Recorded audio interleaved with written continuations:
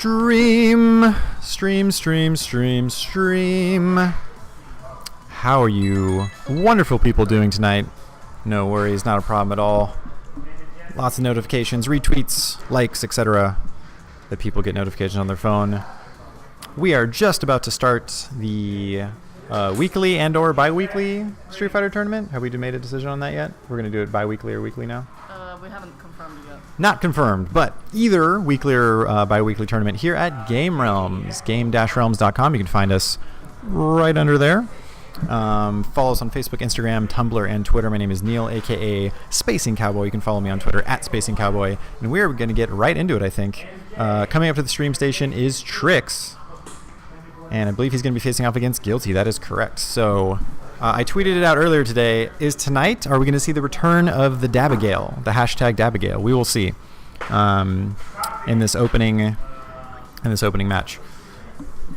Said hello to chat already, but once again, how are you guys doing? Welcome to the tournament. How's your Tuesday night going?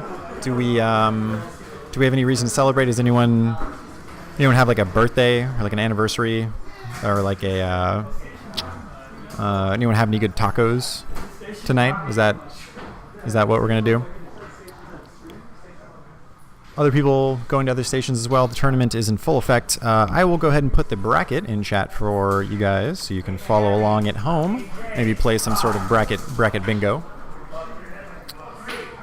And hopefully we're going to get right into it. The other thing I was going to ask of you fine folks in chat is to just let me know if I'm too loud or if the game's too loud or whatever. I sort of hold the mic, so sometimes I'll get too excited and bring it too close to my mouth or something. And I don't want to blow anybody's eardrums out. So please, if I'm too loud or if the game's too loud or whatever it is, let me know and I can do my best to adjust that. Volume is good. Thank you. Supremic. Is that how you pronounce that? I'm so sorry. It's always a fun sort of mystery too. I'm posing for a picture. Picture taken. Thumbs up and a funny face always is a good example. And I think button checks are done, so we are going to go right into it here. Let me go ahead and adjust the stream overlay for you guys.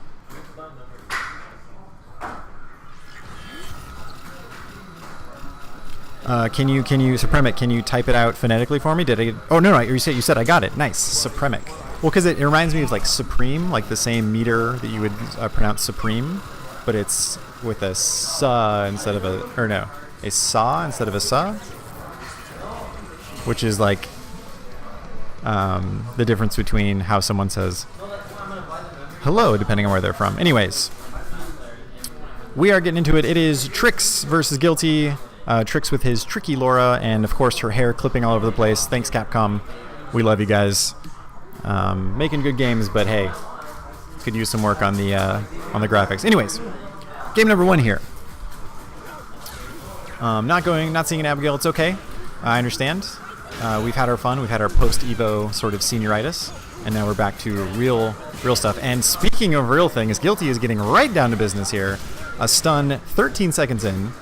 Drill kick pressure remains. Just the back fierce hitting on the ground, and a convincing round taken by Guilty here in the first round. Little one-legged Dalsum footsies there.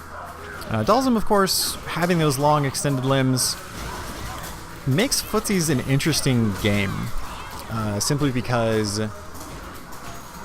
it drastically changes the range that you're going to have to play at. And history repeats itself here, in Guilty getting a stun in the second round, a little bit slower than last time, but this could be the opening for Trix. Gets the meaty, I couldn't tell that was blocked, that was so meaty. He's in a good position for himself here. Still in V-trigger. Gets the sunset wheel. Pixel health. And the defense from Guilty does not crack. Maintains her composure and takes game number 1.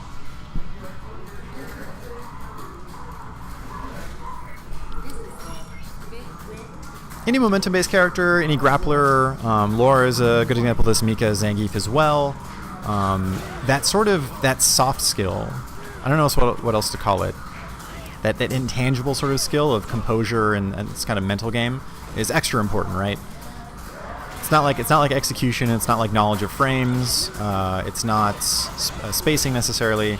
It's this ability to remain calm and not let the natural design of the character get inside your head and almost allow yourself to be defeated in a way that you have control over. Regular jump back from Dalsum, floatiest thing in the game, and still manages to make something out of it. So Guilty now on match point here.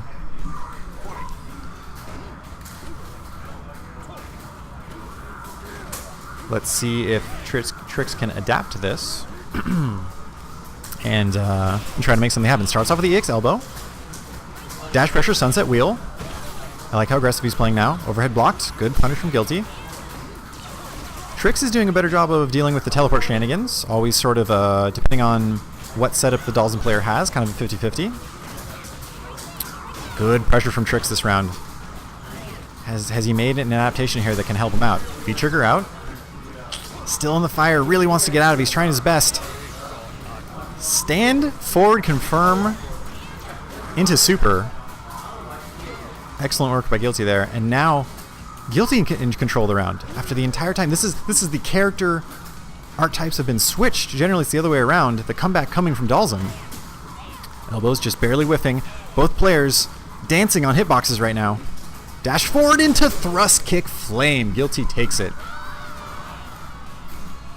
Rare to see Dalsum using dash pressure, but when it is, it's a beautiful thing. He has that wonky sort of yoga tornado of limbs dash, but used well there by Guilty, and she will advance.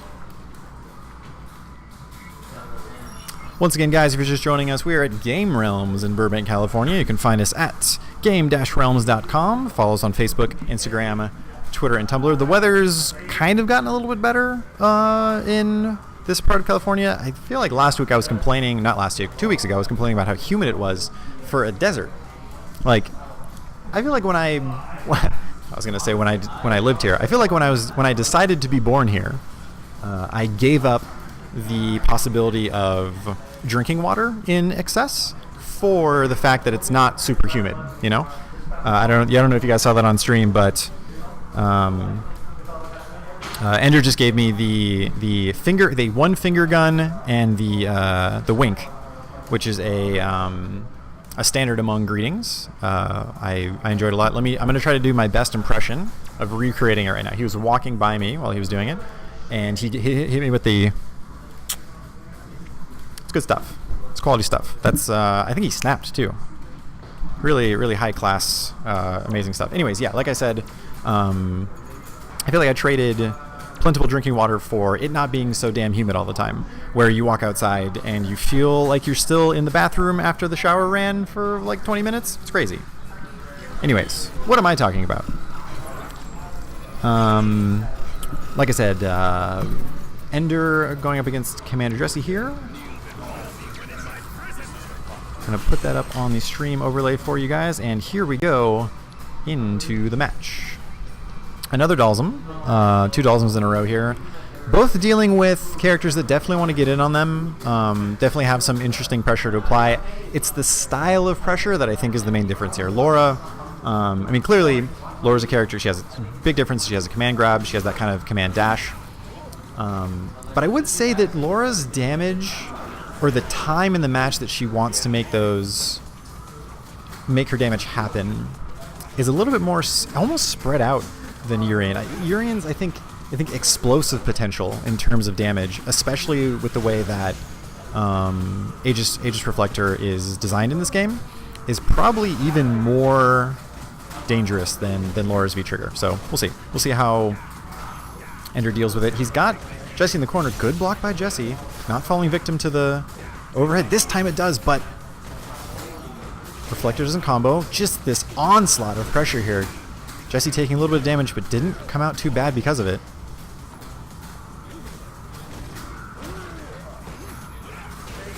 Supremic saying that they think Urian has a better time against Sim because of his fireball is more reliable and he can see through the limbs. I totally agree.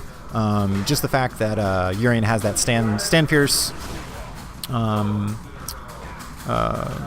Staying First Crush counter, which he can confirm nearly anything off of. And then as we just saw Ender use there, the EX Headbutt has that hit of armor and also is safe on block. So interesting ways to get in him. EX Knee Drop we also just saw. So yes, I agree on all points. Ender unfortunately falling into or jumping into a fireball and then eats a teleport combo after that. Strange, I think maybe a mistimed meaty from Jesse there. But he's in a good position this round. Ender has the V-skill charged up. He's looking extra crispy, extra burnt from the sun. No, headbutts out of it. Big jump in, but a little too far for the crouch fierce. Unfortunate. Slow play from both players here. Finally, we get a V-trigger activate. Great throw tech from Jesse. Jesse getting the crush counter on the big overhead kick. Tries one of those wonky mix-ups with the jumping roundhouse that comes after it, but so much gray health for Ender right now. Anything will do it. Almost gives out the defensive reflector. Jesse punches it twice. And the trade will take the first game for Jesse. Oh, the overlay did not. There we go. Okay. It did not save the first time. I apologize about that. But we are going into game 2 there. Heavy Flame because why not? Float over the fireball. Dalsum doing a very go with the flow type of interaction right now. Ooh, headbutt armor gets through the this sort of quirky little setup that Dalsum has. Sliding into the fireball that seemingly goes past the opponent. Cool mechanic that they added to this game. Definitely is an example of one of those kind of counterintuitive aspects of fighting games where you definitely want to hit a button, like the desire. Once you know that it's a setup, you're sort of immune to it, but still the temptation is there. Big jump in. Goes with the longer reaching normals this time, doesn't fall victim to the missed crouch fierce, and all sorts of stuff. Interesting reset. Okay, and so what was I saying last round or last game about the explosive potential of Urian? I mean, that was an entire health bar in 9 seconds, essentially. Ender doing his best to prove me right. I'm like the person that you watch TV with that's really annoying, where I go where the announcer says something, and I say, I just said that. Except I'm both. I'm the announcer and that person. So I guess that means I'm doing my job. Anyways, Ender also in a great position here, has Jesse in the corner. Jesse gets confirmed, teleports out of the corner, and at least he has some room to work with now. V-reversal again, out of the fire.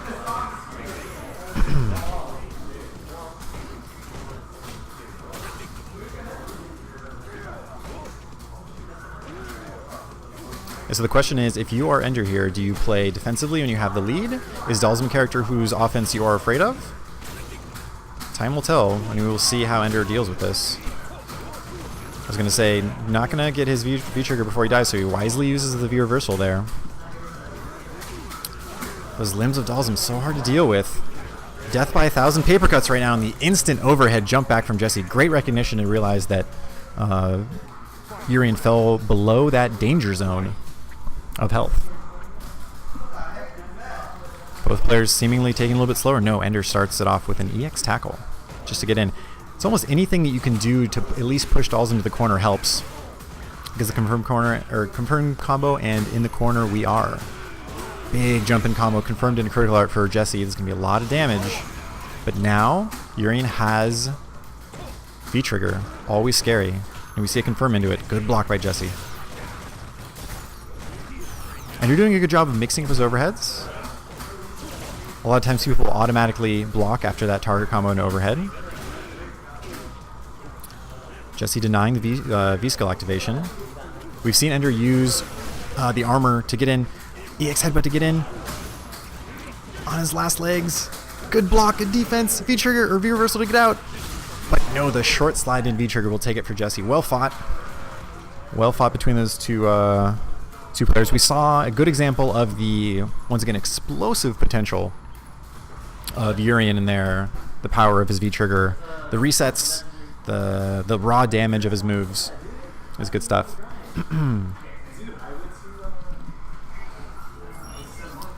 Chat saying that maybe a higher use of metallic spheres would be interesting. I agree. What's the risk of Dalsum teleporting behind? Is that a legit thing? I don't know what they're like relative to other projectiles. How dangerous is can like the Dalsum react, teleport punish on reaction rather? I was gonna say maybe that had happened to him before. Maybe he didn't. I know they were playing casuals earlier, so maybe earlier Jesse had proved his ability to do that. Maybe that's the reason. Think the recovery's fast enough. Yeah, definitely. I agree with you that more is probably better, right? We saw an astounding lack of those metallic spheres. Definitely something we could have. Checking in with the chat, the viewer list here. Let's go down the list. Oh, Jason, what's up, dude? Good to see you again. It's been 4 days since we hung out. That's okay. Calippo Hehejo. That's a cool name. It's like an onomatopoeia, but actually what your name is. What would that be? Give me these chairs back, man. Azad demanding chairs of some sort. Don't know what that's about. And possibly is he joining? Okay, I was gonna say he pulled the chair out, and I was like, I don't know if he just needs a place to sit or I don't want to introduce him without whatever. Am I the dude or the chick? Asking me about profiles on the PS4. I still don't know which one's which. I feel bad. I think the guy is first player and the chick is. So fucking patriarchy, right? It's ridiculous. That's I don't know how I feel about that, but it is what it is. I'm because I feign leadership somehow because I'm the one behind the mic, and so they're like, hey, what should I do? And I'm like, pick one, dude. I don't know what to do. Try both. Anyways, you guys know him. Commander Jesse just got off a hot win against that Urian. Dude, that was a scary game 2 round 1 with that Urian damage. Woo. Yeah, I know. The fact that he can come back off a crush counter and a beat trigger. It's like a crush counter and a dream. That's all Urian needs, and it's over. I'm so. The explosive I'm glad it worked potential. out. Yeah. Once he gets you in that mix-up, if I had pushed a button, let's just say I did tech, and he decided to crush counter standing fierce, I would have ate so much damage. I would have gotten the stun regardless. So it's like a true 50-50. Right. Super hard to deal with. Yeah, it's crazy. All right, so we have Assad versus Guilty. I'm sure that the stream could have heard Assad just murdering his stick right there, playing some intense DDR and/or Osu with his stick. We saw Guilty earlier face off against a Laura player, but now we're going to see her deal with Assad's Bison. One of them, I'd say, I don't know. I'd want to say unconventional Bisons. But I don't know. Do we have a standard for conventional Bison? Is there a player that plays Bison? I feel like every Bison that we have in SoCal plays it because there's not an average to go off of. Everyone has their own unique way of doing it. I feel like. But again, I'm not a Bison expert, so I have no idea. I feel like as much as some people would say that the game kind of is, you can't really see personalities in some characters. I think that's untrue. I see differences when I see Azad play, and Pinoy play, and Valiant. All 3 Bison players, but I think they all play it differently. I agree. Just Guilty and I don't play the same way. Yep. Arturo plays a lot differently, Filipino champ. So there's definitely, some are more aggressive, some are a little more defensive, some play by the book, others kind of go for crazy, untrue blocks, you know what I mean? Right, there's variety, for sure. I totally agree, and it's interesting that you use the words aggressive or by the book there, because I was gonna say in Street Fighter 4 or other games, because execution is different or maybe combo trees are different, you can often see the classic tradition is the Sako combo in Vampire Savior, right? There is a combo that one man on the earth can execute. And so if you see that combo, you're like, oh, that's proof that he's the one playing, right? Right. In 5, the differences in playstyles, and I like that you use those words. It's almost like tone or mood.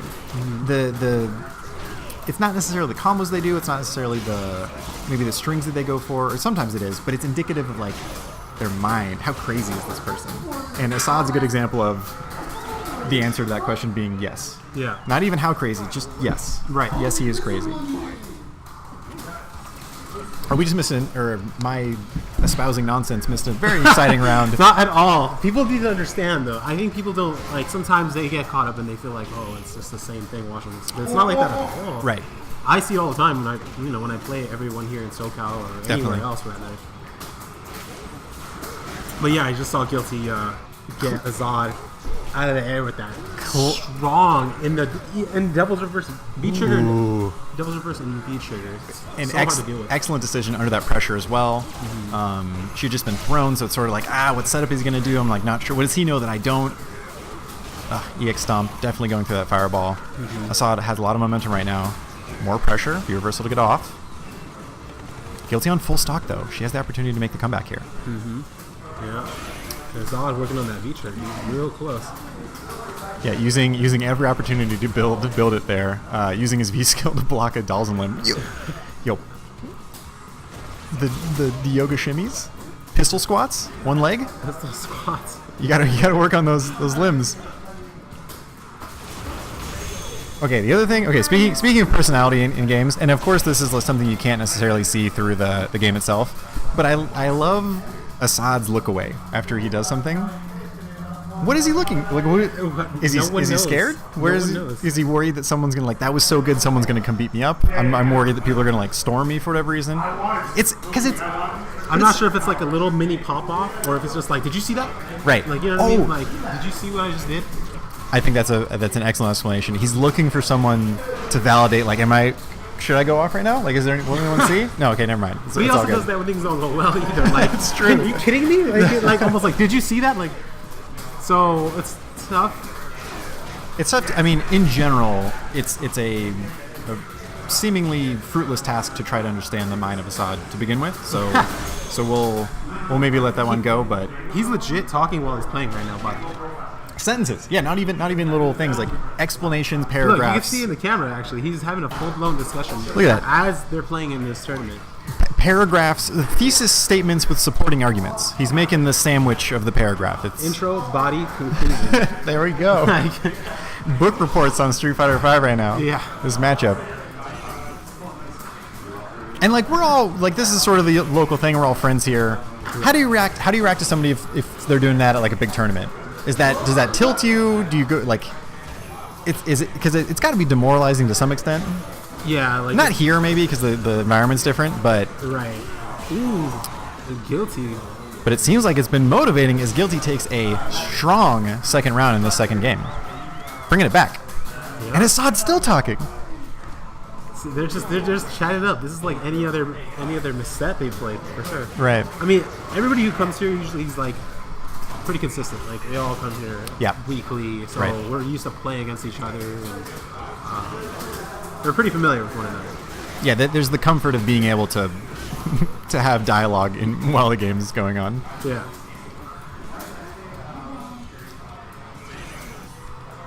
Just walk up fierce.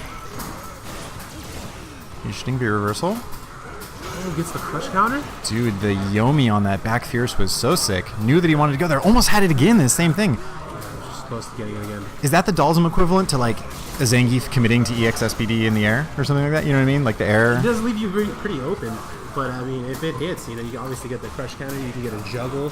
The patented Dalsum juggle that we've seen. Yeah. I'm pretty sure that I've seen Twitter highlights of you doing of the 1-2 thing into the EX Gale into the regular Gale. Yeah, back fierce, EX Fireball, Air Gale, EX Air Gale. Oh, so good. So good. It's so satisfying getting that crush counter. And Guilty evens it up. So maybe all the wisdom that Assad is giving her is helping. Is he falling into the classic trap of the teacher? Is the student becoming better than the teacher? Is he sabotaging himself? Let's find out. Just out of range of that blast. He's making the comeback now. Yeah, I feel like the momentum is solidly in. Actually, I don't know. Both players are playing a little bit differently now. I think one of the biggest differences between the first game and these second ones is how Guilty's dealing with the EX Devil's Reverse. I feel like she had gotten hit multiple times in the first game from that, and so far handling it well. Yeah, she's doing a way better job of keeping Azad out. He's not able to get that bison pressure. I mean, he's got the V trigger now, so you can see he's looking to get in. Yo, the short slide combo after the counter hit stand forward. Interesting stuff. Oh, the low. The fake strong into low. And I feel like ever since we brought up the fact that Assad was talking so much, it has been 3 straight rounds for Guilty. Can she make it a 4th here and steal this set? Yeah, this will be match. This is match point right now. Match point for her. That's right. Looking bad in this round. Almost on stun. Oh my goodness! Just stomped on those wrists. What is this? What are these hitboxes? Stomp We got the yard. invisible things going on. Interesting mix-up, but V reversals out of it. Wakes up with the flame anyways. Okay. Oh, jab anti-air. One of the things that we've seen from Guilty in past tournaments is her refusal to give up on a round, and I like the attempt. We're going to match point for both players here. Final round. Assad using names when you're in the presence of the person. Generally, you use pronouns. So if I would talk to you, I would say you instead of Jesse. It's okay. Oh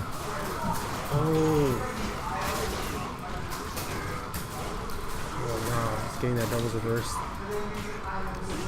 Guilty's gonna. She's got the V trigger. I was gonna say, gotta be thinking she was looking for V trigger there, right? Yeah. Maybe not. She was spaced well. Once again, has Assad found the answer to the constant back fierce? Devil's reverse and head stomp having such insane hitboxes. Has critical arts! Get in a critical art, that's it! And like you said, Assad looking back no matter what. He's still and he looks back. Excellent and exciting game from both these players. Guilty moves on. It's crazy because she used that to close out both rounds. I think for set 2 and set 3, if I'm not mistaken. The thrust kick into the flame, yeah? Yeah. Definitely. And I believe she won, maybe it wasn't to end the game, the first match, but she definitely used that same sort of mix-up teleport thrust kick into Catastrophe. I think I gotta play next. Well, best of luck. Chat, let's all send Jesse our Spirit Bomb energies. Meow. He's going to do his best. And speaking of chat, I was in the middle of giving some shout-outs to people that were in the chat. Let's see who else is here. Oh my goodness, we're getting more and more. 930T, what's up? Is that in reference to the time that you like? 9:30 time? Probably not. Boss on Parade. That's a cool name. What does that remind me of? For whatever reason, that reminds me of Ferris Bueller's Day Off. Because I feel like they go to a parade. Even though he was in high school, he's like evading work, right? Like he's trying not to deal with his boss. So that's cool, man. Bravo AFDB. Welcome. Thanks for hanging out. Calippo Heheho, we stopped at you last time, so now I know where I'm at in the viewer list. Courban Flow. Did I say that right? It could be Cowerban Flow. Like sour but with a C. Oh, maybe you pronounce the C with like an S, as in certain words like cessation or what's another word that's C? Caesar salad, right? That doesn't count though. That's like a Greek word or a Latin word. That's kind of cheating. Crash Override, what's up, dude? Good to see you, man. Deathstalker 31. That's a scary name. What does the 31 stand for? Is that how old you are? Dragon Smoke 420. I know what that number stands for. Nice name, dude. Love it. HUD 0 1977. I can also guess why the 1977 is in your name. Hurricane Bianca. What's up? Bianca being one of the earlier hurricanes in the year, I believe, right? It goes alphabetical. Like they start off with A names, B names, C names, whatever. What happens when they reach like Z or like Yolanda? What happens? Do they go back? Do they go backwards? Or do they start doing numbers? I don't even know. Anyways, enough of my rambling nonsense. We are going into the next match, which is going to be Gamer G Valiant versus Commander Jesse.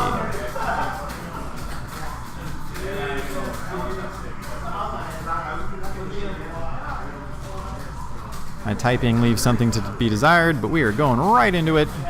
Valiant, of course, using his Nikali, and Jesse on his spirit animal, Dalsum.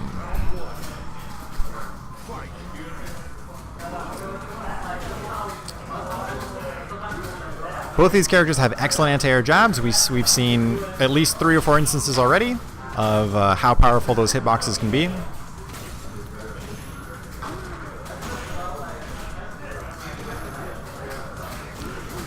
What up, chat? That is correct. We're community. We gotta say what's up to each other. That's what you do.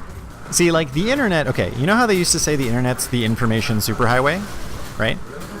Imagine we're all traveling on a highway right now, and every time that we're in like a chat room together, or like someone's watching Twitch chat and other people are doing whatever, it's like you're passing each other on the highway. And if anyone's familiar with the Midwest of the U.S. at all, you could be driving on the highway yourself, right? It's two-lane highway. You're driving by yourself. You see another car. They going the opposite way. What do? You wave. You say, "Hey, what's up?" You give them a little, maybe probably not a peace sign. It's probably not really big in the Midwest.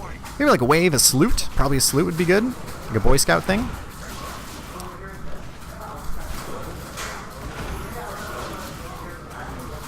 Command throw loops here in the corner. One more.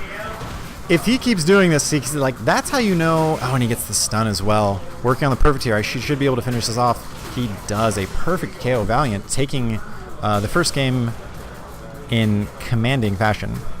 Usually I reserve that for Jesse, but the puns have turned, the tables have turned as well, and we will see how Jesse reacts to this. Crash Override talking about how Valiant has a good Ken. It would be interesting to see his Ken, but unfortunately he's won the first game, so he is going to go into the second match with Nikali. Maybe if he loses this, he could counterpick. How do you guys feel? Do you feel like Ken has a better time against Dalsum? Which character out of Ken and Nikali, who do you guys think does better against Dalsum? Of course, I mean, Ken having different pressure. Ooh, nice cross under there by Valiant.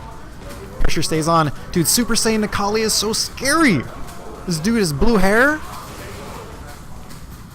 flowing everywhere. Why is his hair the only thing that doesn't obey the laws of gravity? Or maybe it does obey gravity. It just has so much energy going through it. I don't know the lore on that. Is there officially lore on how his hair works? Is it magical? Is it Satsui no Hado?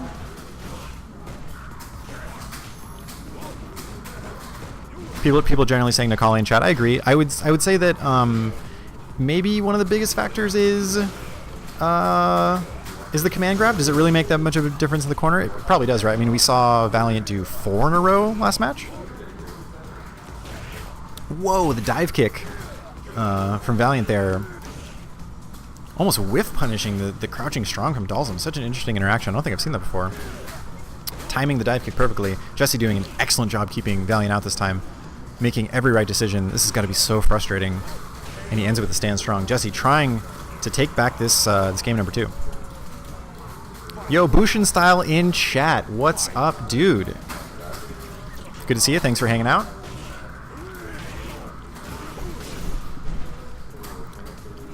If anyone has the emote, we should get some more ATP Quans in chat. Get the Bushin Style thing going. Kind of a slower match. Whoa, interesting use of ground pound there. Short distance. Almost had the autocorrect DP. Are we going to get the same combo that we talked about before? We are! Slide and V-trigger. Valiant not wanting to use his V-reversal there, understandably so. V-trigger is such a powerful option. And he's sitting on full stock as well. The damage potential right now from Nikali is ridiculous. I think he wanted to go for the either disc guidance or critical art there. Unfortunately, doesn't get it. And now it is tied up 1-1 between these two players. Jesse taking that second game, and we're on to the final game here. Sup, commentator? Hi, my name is Commentator. Nice to meet you. Good stuff. Once again, Jesse hitting all the right buttons right now. Almost building up stun. Simply off of pokes. Yeah, really making such great decisions right now. And look who we have joining me on the mic as Jesse gets the stun in the second round. We have Mr. Assad himself. Yeah, I don't know why Valiant's playing Nikali instead of Dalsum. You would prefer that he runs the mirror in this. Well, you know, we're supposed to be the Bison Boys, you know. I sense some sort of I either don't betrayal know. plot or bad blood between the honestly, two. I don't even know what happened, man. He used to be like, yeah, Bison, dude. He looked me in the face and say it. Now I'm supposed to say to him, fucking stand medium punch? I'm supposed to go to him and say that? Yo, stand medium punch. Bushin Style says, what's up? Man, Bushin, you're a damn flake not even coming to this tournament. How are you even going to talk to me right now when you just flaked out on a tournament? You would have probably won. You're so good, right? You're so good you would have won, dude. Free money. Damn. We'll see what he says to that in 30 seconds. As we as we wait anxiously for Bushin Style's response to this, Jesse having excellent adaptation in that second and third game. Yeah, you know, Jesse recently just got a haircut, so you know he's feeling like he's playing pretty fresh. Is right that now. is that his? So I hear that's a thing. You gotta remember, Street Fighter V's half bullshit. Half of bullshit is confidence. So if you're feeling good, looking good, you're gonna be playing good. Assad, and I quote, Lenscrafters, motherfuckers. This is Bushin Style. Bushin Style responding. He says, "I will free you up tomorrow." No, you won't, because I'm not going tomorrow. Yo, like how you did it. And you're gonna think I'm like, oh, why does Zorgo go Wednesday? Why don't you go to Game Realms? Why did you not go to Game Realms? Wow. Shots fired officially. This is the Dr. Dre strategy. If we listen to The Watcher off 2001, right? No, it's none of that. It's legit. It's like, hey, Bushin Style, why didn't you come? What'd you have to do today? Did you just play on rank today? Playing Battle Lounge? What's the point of that? Just a little battle lounge, man. Yeah, Battle Lounge for what? Battle lounge, bro. Not that big of a deal. Sometimes you just got to battle lounge it. Why? Guilty came here from Japan today. From Japan. You couldn't come from like that's a hell of a little commute. Car ride? What's wrong with you, man? Is it even considered a commute if you have to take a boat? Like, that's insane. Got off the plane like a few hours ago. And just straight here. On top here. of that, straight here. Dedication. Really dedicated, man. What happened to you, Bushin? I used to think you were dedicated, dog. What happened to you? 18-hour flight. You go like, man, I'm retired from like a 2-hour drive. Okay, 18-hour flight. I think we got Guilty versus Gamma coming. We got right DJ now. Gamma versus Guilty. Yeah, dude. Why does Gamma look like he's gonna drop the hottest track of 2017 right now? Because he's wearing that Evo jacket you got if you pretended to be a TO. Everybody got those. You just walked up over there. You're like, yo, like, hey, can I TO? And they're like, we can only take 1 out of 5 for all of you. And it's like, sweet. Still get the jacket though. Still get the jacket. I like to thank KOF supporters for finding out about that loophole, so everybody can get a jacket.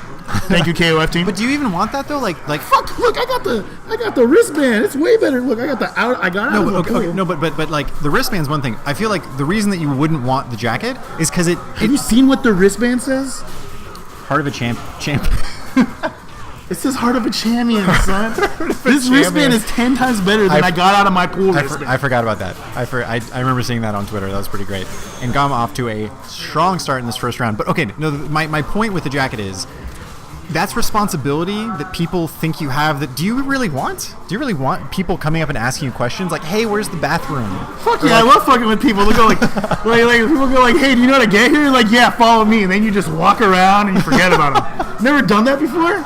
That shit is so much fun. I can't say I have. What's wrong with you? But you've given me more ideas for Evo next year. Well, Venice Beach, you know, just mess with people, dude. Have some fun. Damn. Do you think I'm actually mad at Bushin Style? No, Bushin Style, I could care less what you do. Oh, right? But is that the ultimate insult? It's like no, because I believe he's a man, and I can respect what he does as a man. That's it. Yeah. I don't even know who these other people are. I can't read that. It's like you got this dark colors on your Twitch and shit. You gotta have the high contrast, the dark background and the white text. Speaking of which, Guilty evening it up in this first game here. Tricky crouch up underneath, but Guilty is aware of it. No tricks on her. Standing jab trades with the EX cannon strike. Pressure here from Gamma. The question is, I think the question that I tweeted out earlier that is. Oh my God, he got. Did you see that? He got it to Fierce Punch. He went dive kick to Fierce Punch. That was blowing my mind right now. Character specialist, man. Critical anti-air should be able to get it. Yes. No, missed it. One hit, though that was really strange. I guess it's the extended hurt box of the cannon strike that hit first. Then when she got hit, she moved back. You are correct, dude. So you interesting. Know this game so well. Oh, you know me. Definitely a scholar of Street Fighter V. Yeah. Well, was that like? That's when you take your SATs or some shit, right? That's yes. I am board certified. Oh. Damn. Critical DJ art. Gamma with the. Critical art punish on the stand fierce. Dang, coming out here from Mexico. No, he backdashed the low slide and then supered it on reaction. Gamma literally does crazy shit like that all the time. Even I didn't think that was gonna hit, but it did. And I bet he's all like, yeah, man, I practiced that shit in Mexico a while ago, and so now I'm really good at it. Something like that. It's we all know south of the border is like a hyperbolic time chamber. You practice anything there, you get way better, way faster. It's like a latitude thing. I think the closer you are to the equator, it's like the gravity of the Earth. I read a paper about it. Anyways, we're going into this. I'm just talking about how if I'll be surprised Gavin lands something, and he's just like, yeah, I know. Yeah, I know. I did. No, I do the same thing too. Like, there's like some bullshit happens, I'll be like, yeah, I knew that was gonna happen. Sick, right? And the EX Hooligan. That's the plus. It's the plus enough where you can do some other bullshit. I mean, being a 4-frame character versus Cammy is just really bad. Don't want to be that person. Tough. Yeah. Really got to hope like you're a 3-frame person, If you were a Dalton player. Well, wait, Bison's 4-frame too, right? No more. He's 3-frame now. 3-frame now. Sorry. If you're a 4-frame character, do you consider, because of how popular Cammy is, how strong she is, do you consider having a dedicated counterpick to that? I mean, if you're gonna counterpick, you might as well just always counterpick, and then if you always counterpick, you might as well just play a top 5 character. So let's not go down that route. Good point. Yeah. I bring it up because we saw it at Summer Jam recently, right? I don't watch videos. I don't care. I watch Game Realms. Game Realms, you guys. That's what I watch. I listen to you. I think your commentary is great. I appreciate that. I did not watch one little second of Summer Jam though. I didn't watch nothing in Japan. I do not care. I care about Game Realms. We admire your honesty and your perseverance and your loyalty, your fierce loyalty, because you know what? We're loyal to you as well. As Gamma takes it. DJ Gamma takes it. 2-0 over Guilty. Chat talking about the style of play here. Definitely, Cammy's a naturally aggressive character, but against someone, as Azad was saying, with 4-frame jabs, definitely can abuse how aggressive the character can be. You can't. What? I gotta play. Azad has to play, so we're gonna, once again, as he moves off commentary, we're gonna give him our energy. Spirit bombs to Azad. Good luck, buddy. I will put the bracket in chat for you fine folks. Chat also asking, where are the Abigail mirrors? You know what? I'm surprised too. I haven't seen one yet where, as the past 2 tournaments have been almost nothing but Abigail mirrors. So I'm as surprised as you are. I guess we'll see. Later in the tournament. Maybe there will be an agreement set between 2 players that are playing. Maybe play the first set Abigail only. Seems to be a tactic of a lot of people here. Anyways, if you're just joining us, we are Game Realms in beautiful Burbank, California. The weather is getting a little bit better, so I can't complain about that as much. You can find us at game-realm.com down here. You can follow us on Facebook, Instagram, Tumblr, and Twitter. My name is Neil, a.k.a. Spacing Cowboy. You can find me on Twitter at Spacing Cowboy. I always like to explain the etymology of my name because it sounds weird. Initially, it's supposed to be a play on the idea of footsies and spacing in Street Fighter, but also a reference to Cowboy Bebop. A.k.a. CU Space Cowboy.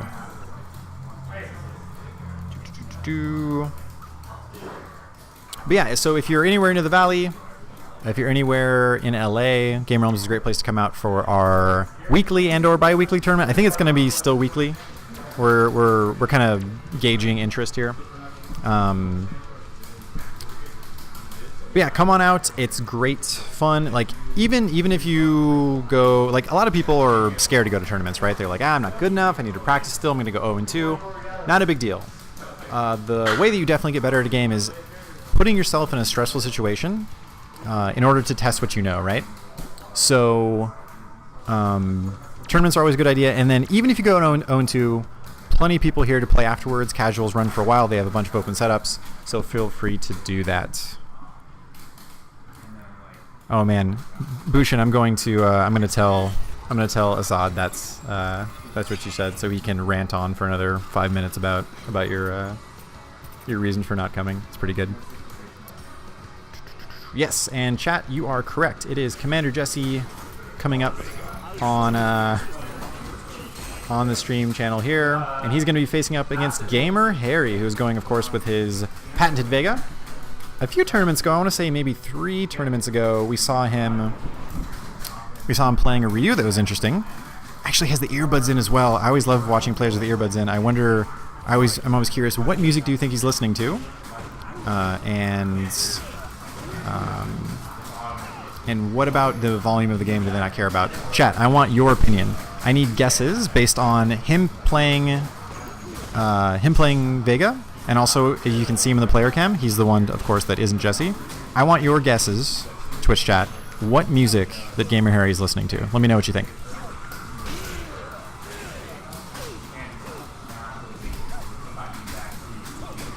All right, we've got mariachi music on max volume. I like it. Maybe going back to the Vega traditional Spaniard roots. And the jump back jab. Yoga sniper from Jesse there. Despacito? God, I hope not. That poor man. Is he torturing himself? Is he trying to... He's just Despacito on repeat?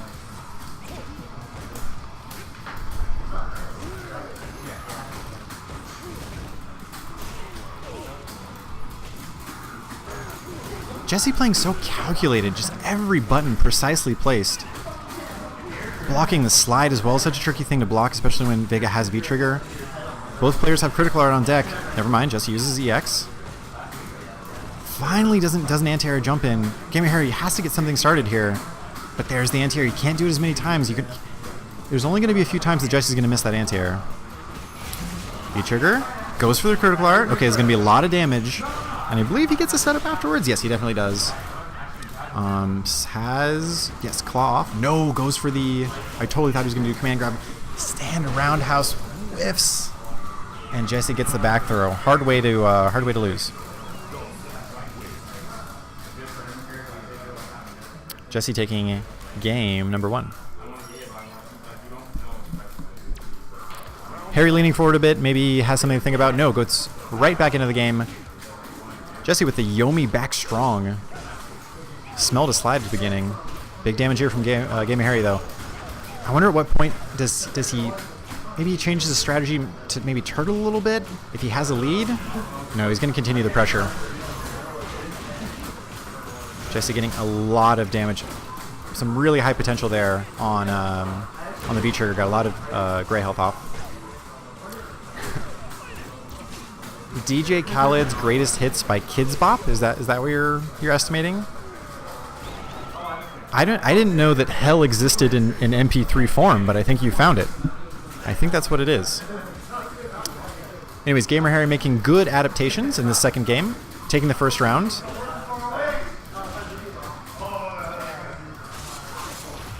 And into critical art as well. One of the things I harp on a lot about with fighting games is the ability of players to adapt on the fly, right? You can go into any tournament with whatever game plan you have, but eventually you're going to find somebody who doesn't fall so easily to that game plan, and it's up to you to adapt on the fly, think on your feet, and change. And that's what we've seen Gamer Harry do so well in the second game. Really, we saw he didn't have much of an answer for what Jesse was throwing out, and he is on the verge of taking the second game, and the overhead will do it. Kickball change into boot. And it is officially 1-1 between these two players.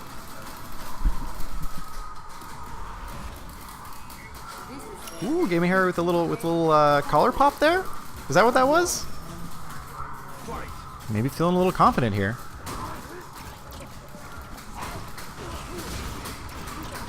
Same side mix-up, so tough.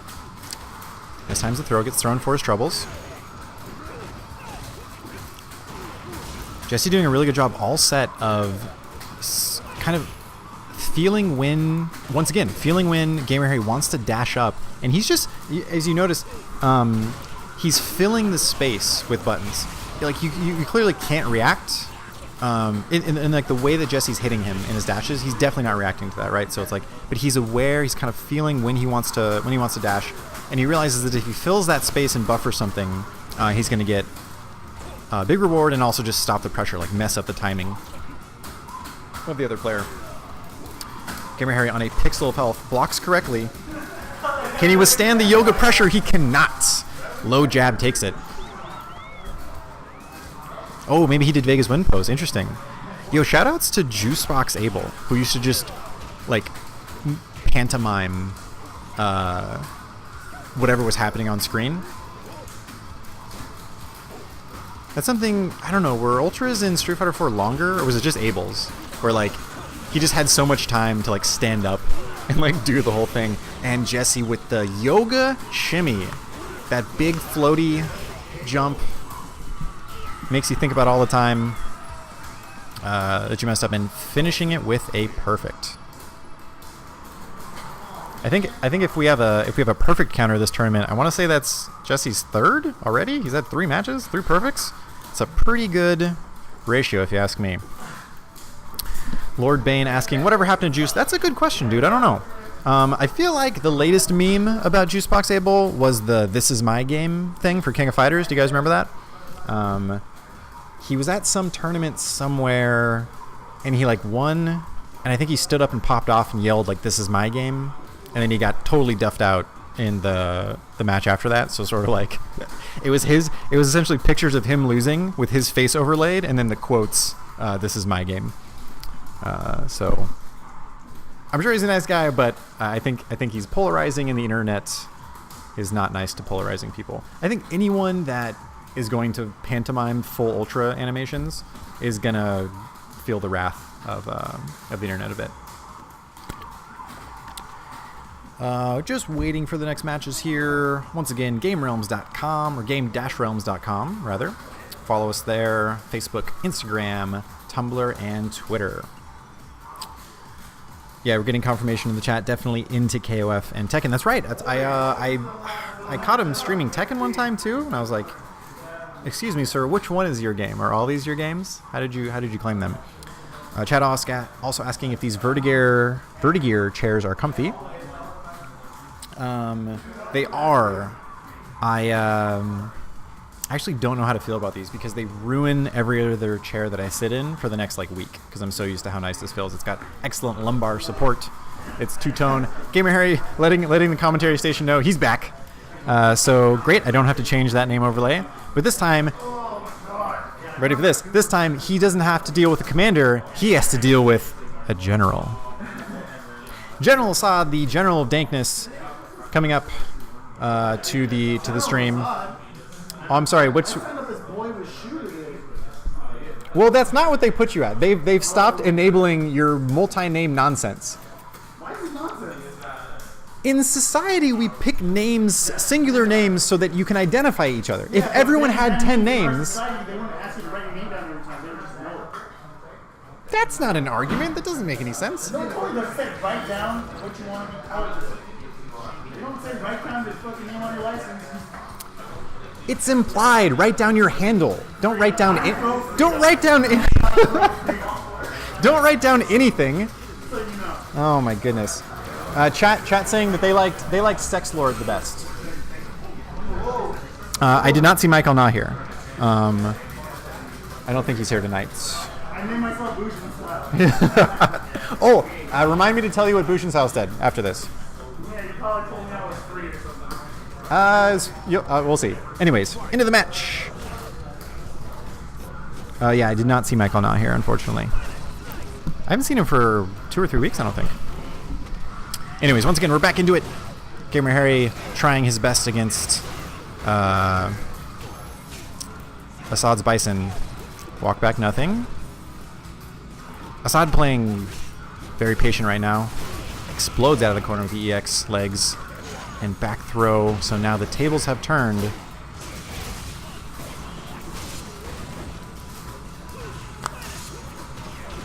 Excellent confirm there from Gamer Harry. The low forward into the Stand Fierce Claw stance, which is a phrase that I never thought I'd be able to use after World of Warcraft. Welcome back, Jesse, to commentary, sir. Yo. What do you think about Gamer Harry's Vega in that match? I feel like that was a really great example of momentum shifting back and forth, right? Yeah. There was the first game was all you. Second game was kind of a tight match, but he came out, and then you ended on a perfect, I think, for the third time this tournament. So what about that? What about that second game? Did you see? Was it anything conscious that you noticed that you decided to make a change at all in the third game? Yeah, I mean, in the second set, I felt like he was kind of being a little more oppressive. He was just going for a lot of dash forwards and more jump-ins, and I feel like he was kind of catching me off guard a little bit. Right. Like I wasn't ready for the jump, or I wasn't ready for the instant offense. So Gotcha. I told myself that in the third set, I'm gonna just preemptively throw out normals, like preemptively, like use my crouch fierce on my back medium kick, so I can catch him on the way in, and then I can reset the offense. So I wouldn't have to be on defense all the time. So I'm gonna me and chat are gonna high five each other What in up, that Lucian? in that. What up, Lord Bane? Shout out to Lord Bane, dude. You the homie. You the master, dude.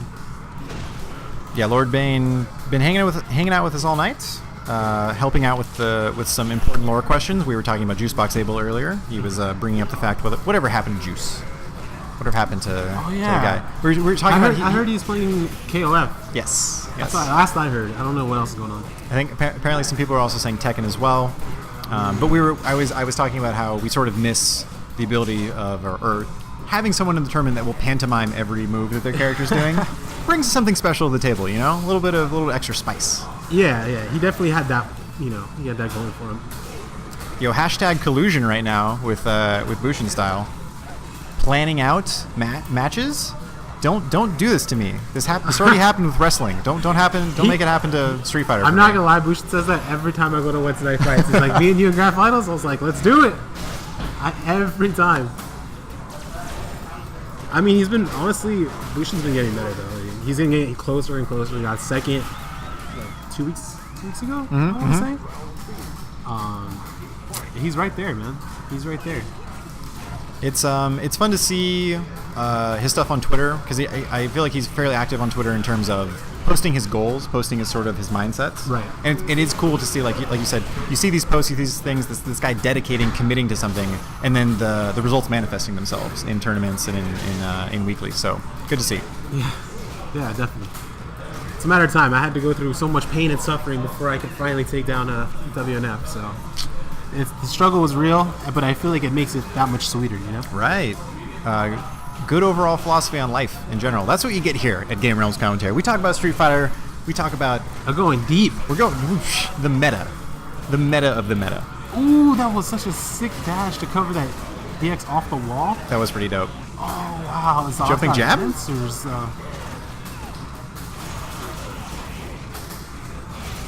Wake up V trigger. Command grab should do it.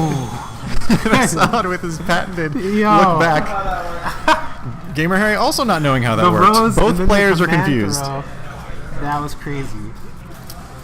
And just like that, Gamer Harry's on match point here. I could have sworn that Assad would steal that round.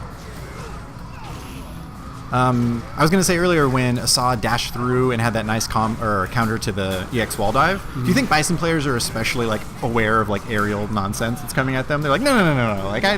I'm the master of that. Don't give me that. Yeah. I know. I'm the one that should be coming in hot. Right. The boots. You think you're glowing yellow? Check this out. Yeah. Assad, unrelenting offense right now. He's in great position to take game 2 here. Yeah, he's looking real strong. And just as I say that, he's trolling me. He immediately backs off. Not so unrelenting offense. In fact, relenting offense would be a better description of it. He's using his last reversal there. Just refusing to hit buttons for maybe a full 15 seconds. Finally, the 20th second, he decides to start hitting buttons. In the critical art. Definitely not going to kill, but take the mix up top there. That's the thing. So he's going to go with the same thing. I don't want to influence it. He couldn't because he was in claw mode. V reversal. Interesting throw break. Pixel for both characters. The slide. Oh, he bet it.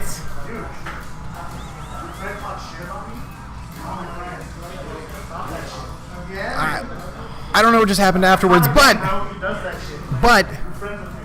Gamer Harry taking it 2-0 in a struggle. I feel like Gamer Harry stole both rounds in a row.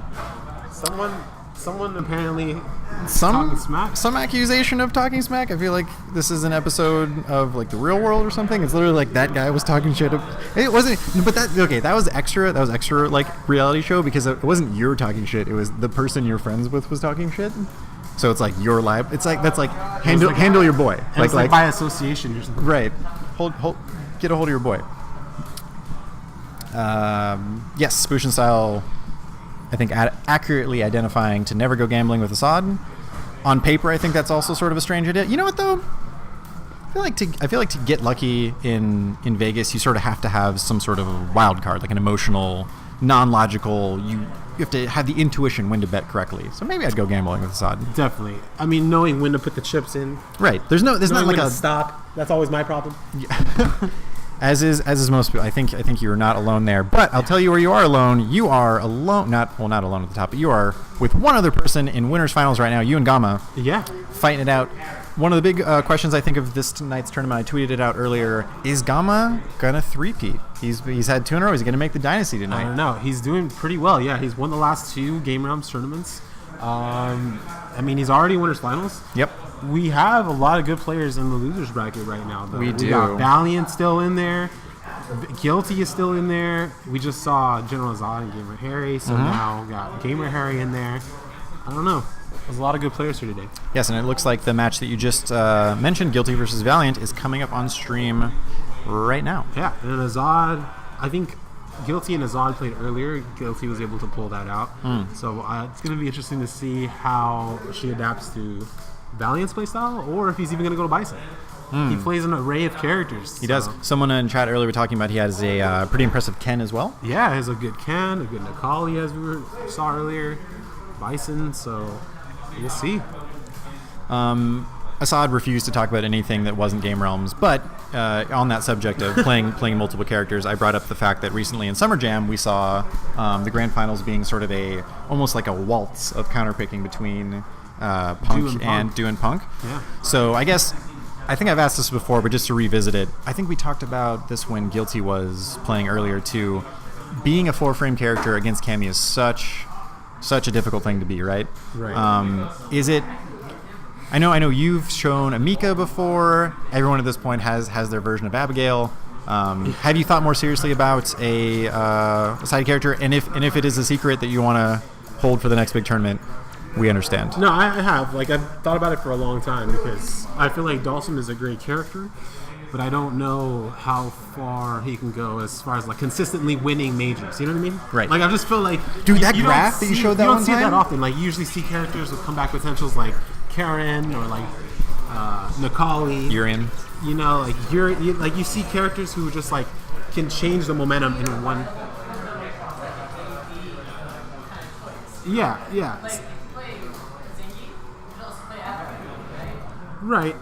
Right.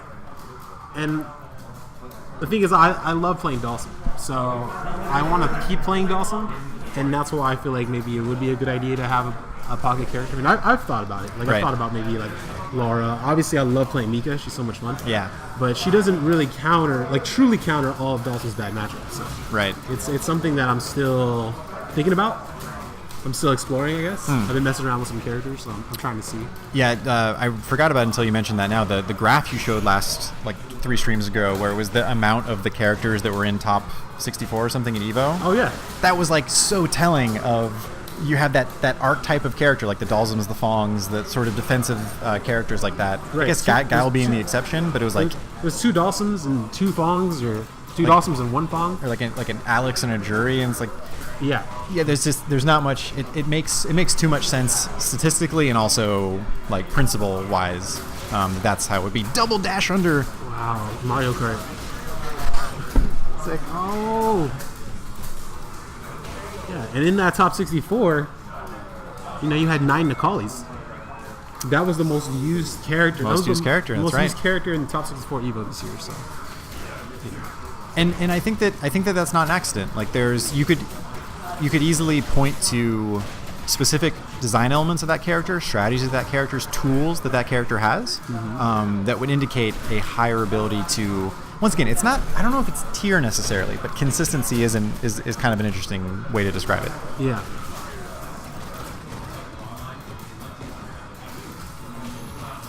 Wow, Guilty really applying offense. Yeah, just the to walk up, Valiant's Kali. walk up, stand shorts, and also had the anime teleport to dodge the disc guidance there. That was tight. Look at this. Valiant has had some really cool uses of Necalli's dive kick. And I believe in the match versus you, and he takes it with the forward throw. In his match versus you, he jumped, you tried to crouch strong. Right. And he was right at the tip of your crouch strong, dive kicked, and almost like whiff punished it. Like it hit it somehow. Granted, he had no combo because your hitbox retracted and all that jazz, but Yeah. it was quite the interesting use of the dive kick there. Vayne, I wouldn't betray the Yoga for sure. I love Dawson too much. Like in this game, like he's my soul is definitely like Dawson. You know what I mean? Like it's he's for sure my character. It's like Stun racking up here for Guilty. Both players whiff throws. He did one command grab in the corner, and I was like, oh no, is it going to be 4 in a row again? yeah, he did scoop me quite a bit. Hey, but you know what? You jumped out at the right time. And Guilty my coming all the way back. Wow. Guilty pulls this off. What a comeback! What a comeback it indeed. Went from corner to corner. Yep. Got the stun and was able to take the round. On Dalsum time too. It's not easy to push an opponent to the corner with Dalsum. Oh yeah. Got all the way back. Valiant on full critical art though. I wonder if he's gonna try to find a confirm or use it for something else. Just out of range for that stomp. Wow. Hits fully. We saw earlier extended hitbox on Cammy's Cannon Strike. Got them out of the full damage of that. Guilty doing so much work right now. Mix up after mix up with Dalsum. That's such a cool angle when that happens. Like the way that it's almost like any sort of dive kick character, the way that the character lands on the ground after the dive kick and to instantly transition into the slide. Seamless. That was pretty intense. That was real nice. The standing medium kick buffer critical art. Right. The anti-air. Definitely. That's not the first time I've seen it. I seen her do it earlier today too. I think it was against Azad. Yes, you are correct. Yeah. It's crazy. We are going into this final game between the two players. Man, standing jab. Such a great way to control, especially Dalsum, who kind of wants to use that either V-skill or instant air teleport to like have access to the jumping fierce. Just knocks everything out of the air. Valiant making every right decision, but could this be another comeback from Guilty? Interesting setup. Wow. Doesn't necessarily pan out, but That kick. tricky.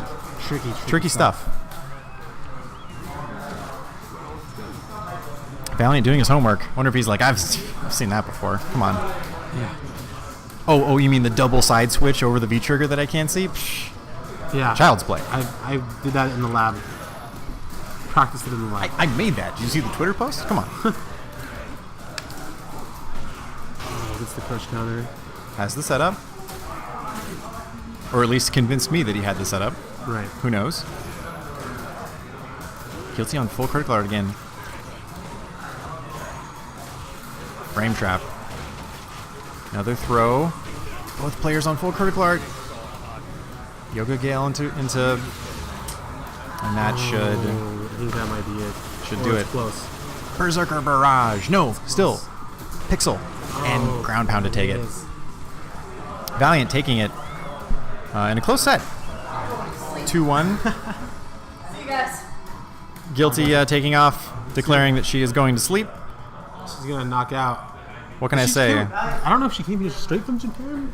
She said earlier that her plane landed at 6 p.m. and she came straight here. So Okay, all right. You know what? so LA time, Guilty right? came here straight from Japan. Right. Like that makes me feel like there shouldn't be any excuse.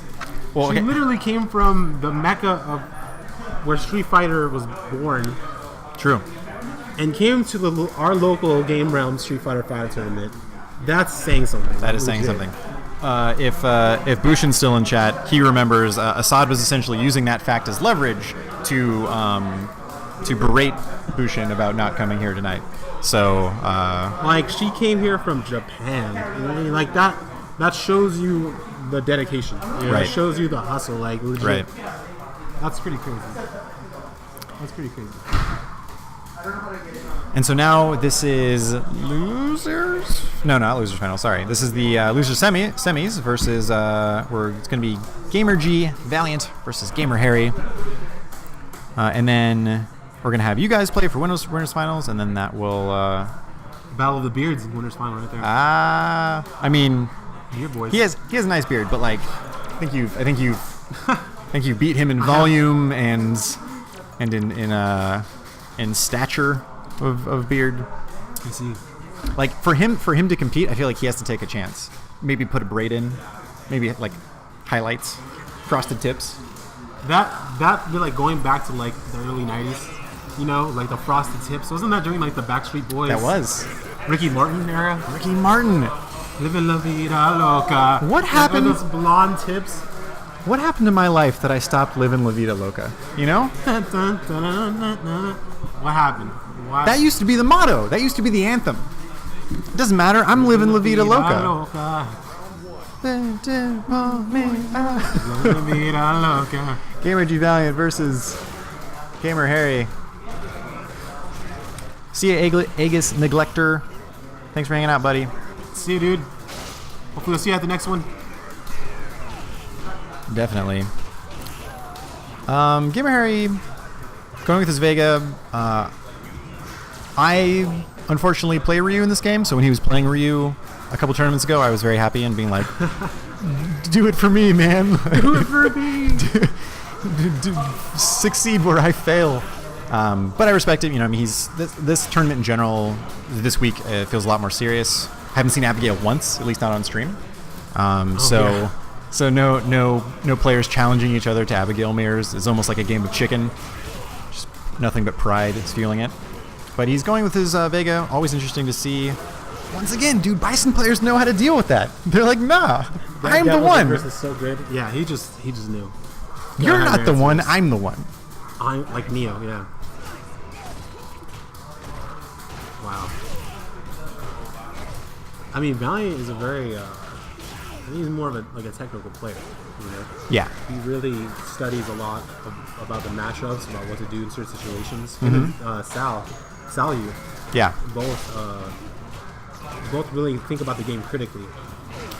I agree. I think that we've talked about his ability to play multiple characters. Almost by definition, it makes them. It like necessitates that they're a technical player, right? It's hard enough to master one character, but to really have the ability to compete at a significant level with multiple characters, sort of. You have to have a minimum level of technicality to do that. Definitely. Gamer G Valiant taking game number 1. Bushin Style asking how many entrants today and how far along is the bracket. This is losers semis, so we have 3 more matches. Is that right? Yeah, I think after this will be winners finals, then losers finals, and then the grand finals. And we had to answer your question, I believe we had 16 entrants today. It was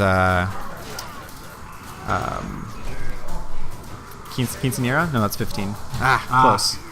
Close to the quinceañera. It's a Mulligan Quinceañera. It's fine, we'll take it. Sweet 16. Yes, we are an MTV show right now. Yeah. Just a terribly depressing MTV show. Yeah.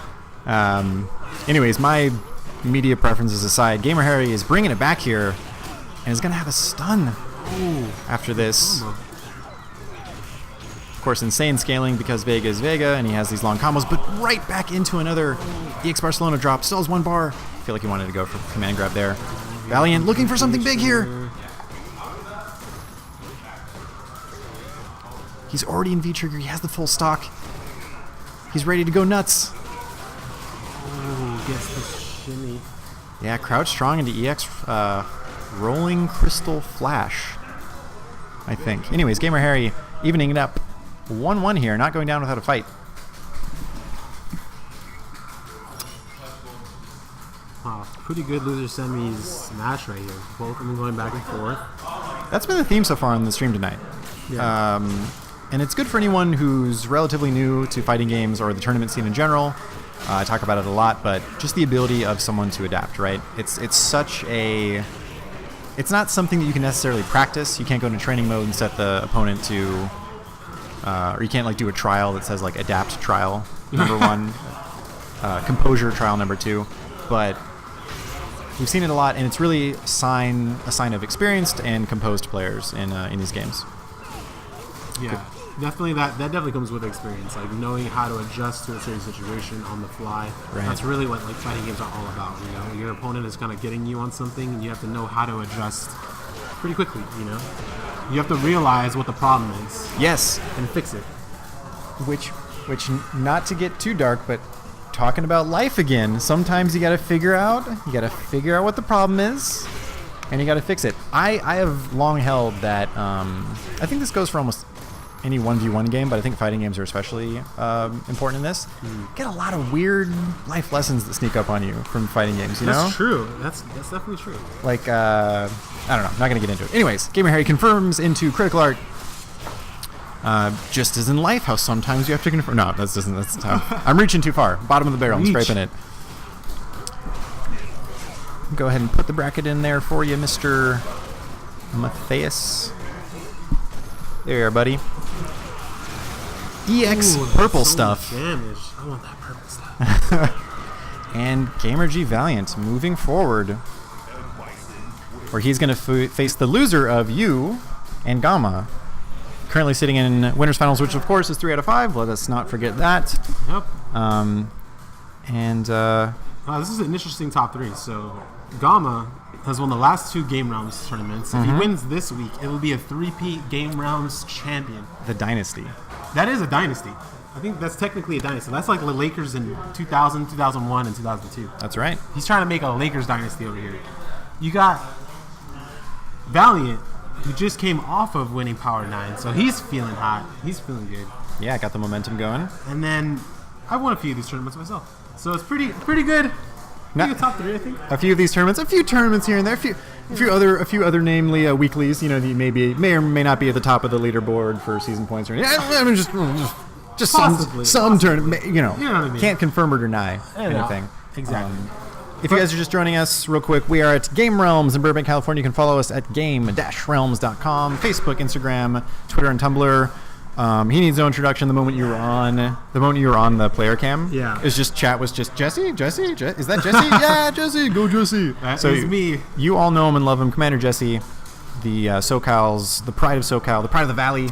For sure. Dalsum. I really am proud to be from the Valley. And this place is special because it's literally like my backyard. It's like 10 minutes, 15 minutes from my house. So to be able to grow a scene here and have people come, like all these great players to get Guilty, Gamma, Valiant, and Harry, everybody here. We all put together a great effort to make sure that we all have a good time and learn and get better. So I'm really appreciative of everybody who comes here and everybody who watches. We're talking about you guys. Thank you so much. Thank you guys. One day we'll remember you as maybe the Momochi of the Valley, growing the scene. Dude, that's what I'm hoping to do. Awesome. So you are up now. Once again, chat, spirit energy, spirit bombs. Let's give it to Jesse. Best of luck, sir. Thanks.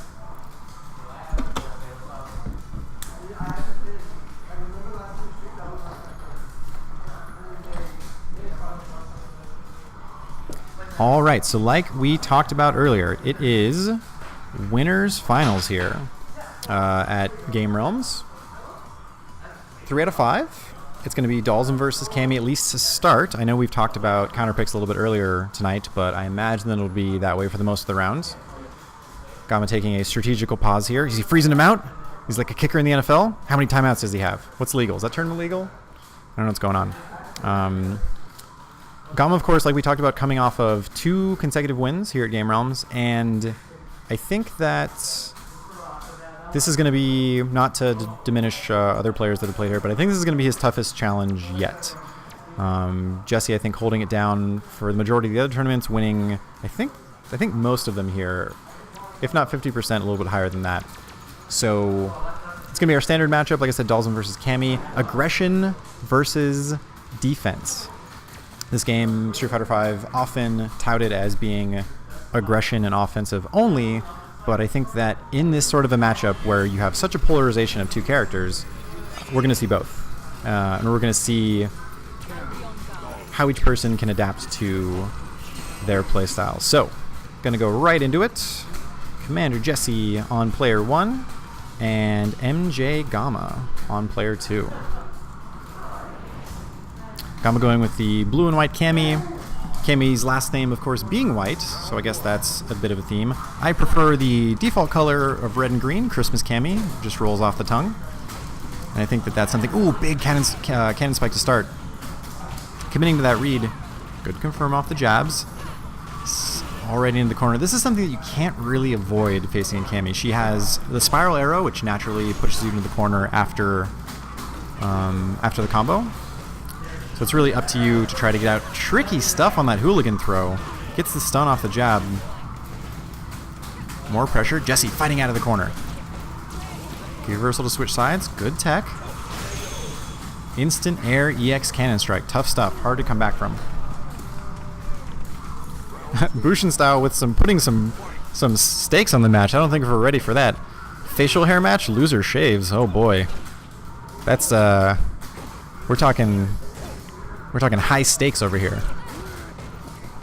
I don't know about that. Jesse bringing it back this time. He's sitting on full critical guard as well.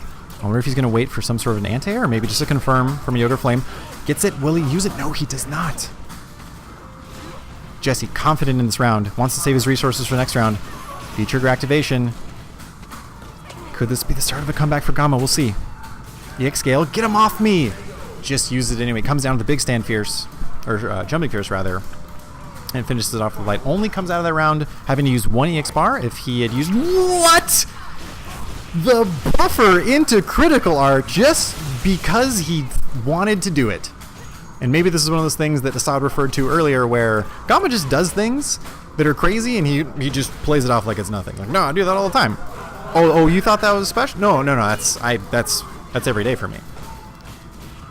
And just riding the pressure so well, like a wave, taking that third round so quickly. Off to a roaring start is Gamma. Once again, longer set. We're into the winners/losers/grand finals right now. So it's going to be best out of 5. Talking about the theme earlier where Street Fighter is so much about who can adapt more. A longer set allows for that. You often hear stories of players that are good in longer sets, especially in things like money matches where you see maybe like a first to 5 or first to 10. It really is an interesting battle to see. It's almost a mental strength, mental fortitude.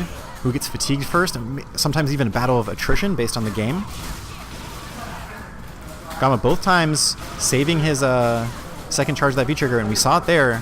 He's able to confirm and get the damage, and the throw into the stun as well. Builds a little bit of meter, and then gets the maximum with the back throw. Oh boy, this is looking scary, but Jesse staying solid. Gamma getting some interesting mileage out of that raw spiral arrow. With any move that has an advancing hitbox, you sort of have a lot of interesting interactions where if you space it perfectly, you can almost get positive frames after it, which is super counterintuitive because at point blank range it's punishable beyond belief. But this is, of course, people who are masters of the characters can manipulate the variables for their gain. Great block from Gamma. Unfortunately, doesn't get the full hit on that. Couldn't confirm afterwards. Jesse trying to get back, and he gets it with a back throw. Going into the last round in the second game, and once again, both players on full critical art. Is Gamma going to go for the gambit again? No, he doesn't. Starts off with a neutral jump.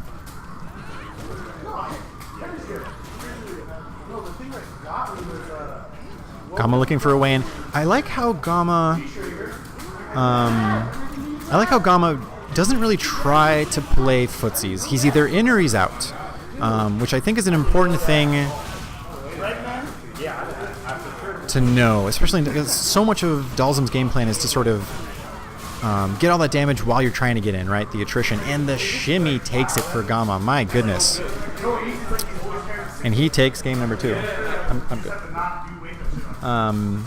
Lord Bane in chat talking about how this matchup is all about mobility and momentum. Could not agree more. I think especially kind of expounding on the same point that I made just now about how Gamma seems to commit, very deliberately commit to being inside of Dalsum's range and outside. Depends on his ability to be mobile and his character's intrinsic mobility, right? So I think that, yeah, you're spot on. And we see Jesse sort of adapting, playing like an extended footsies game. So this is fascinating. So generally, Dalsum makes you want to play footsies outside of your normal range, right? All of his normals are way, way longer than yours. And now we have Jesse playing footsies outside of Cammy's spiral arrow range, which is the same distance, if not longer, depending on the strength. So, interesting little battle of wills here. Jesse has the lead, but in the corner here. Always a tough place to be.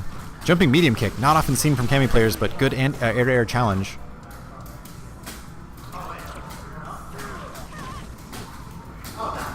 Good drill. Once again, advancing hitbox can be positive. Same side. Gets clapped up.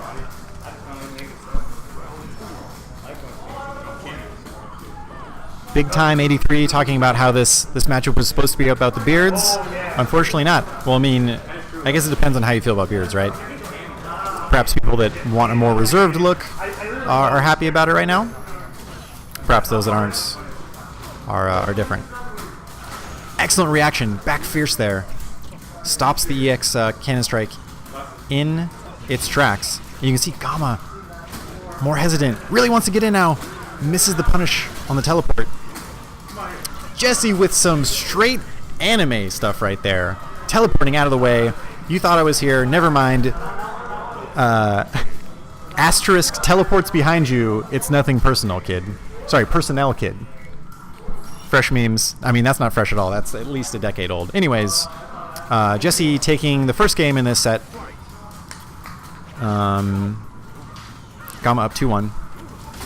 Cammy sitting on the fireball. Blocks correctly this time. It's almost only a matter of time. Like you can feel like you can react to Dalsum's teleports, but every now and then it'll get you. This is so old, it's spicy again. Are memes like fashion? Are they circular? Is that a thing? Is Keyboard Cat gonna come back soon? Is that gonna make a recurrence? Do you know how much I loved Keyboard Cat when it came out? I do nothing but watch that. Anyways, Gamma with the unrelenting pressure in the corner, gets the shimmy, close to stun. Oh, goes for it again. Such a tricky movement there from Gamma. Cammy weaving in and out and in and out. The sweet science of Interpol assassination martial arts.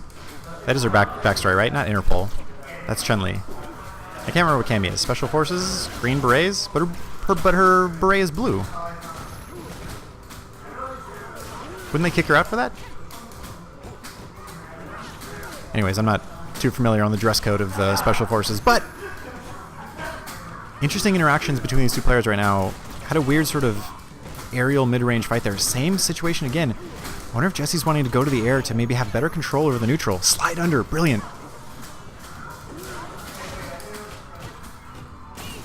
Excellent throw break from Jesse there. Deciding when the pressure is starting and stopping. Weaving in and out of it. Fire buys him some time. He's got a bit of a lead from my eye. Slowly walking into the corner.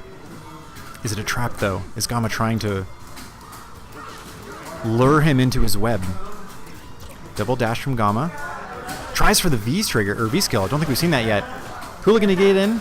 Block the shimmy again. Gamma's getting so much mileage off of that. Just as I say it, throw escape. Knee bullet. Only one hit hits. Could this be the thing that Jesse needs? Feature activation for Cammy. Spiral arrow. The low short to take it, and that is 3-1. Gamma advances to the grand finals, and it is going to be Jesse versus Valiant in the losers bracket here.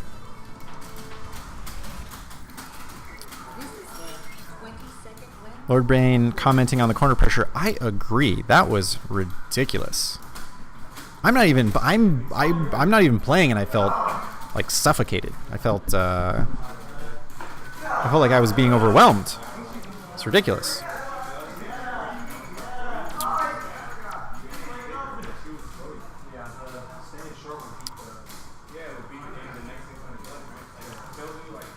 Bus driver saying that Jesse represents The Sims out here. Hell yeah. I don't even play Sim, and I'm going to own some of that. Okay, here's how I'm going to own some of that.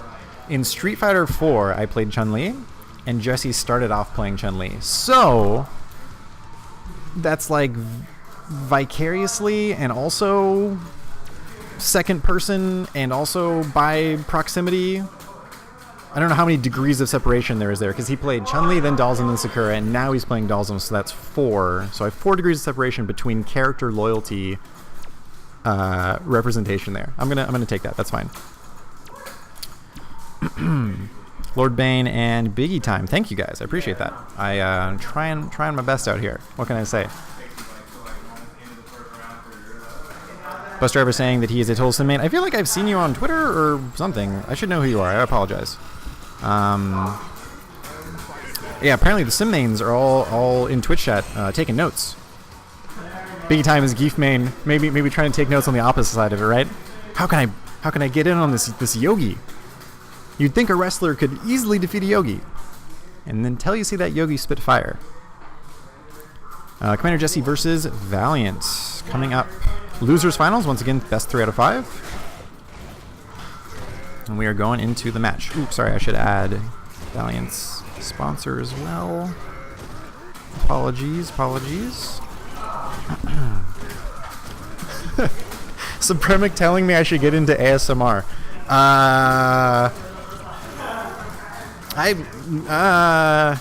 Okay, I don't know much about it. Like, I'm not part of the ASMR community or anything. I've seen like a couple videos and I've felt weird, so like I don't know how to respond to that necessarily.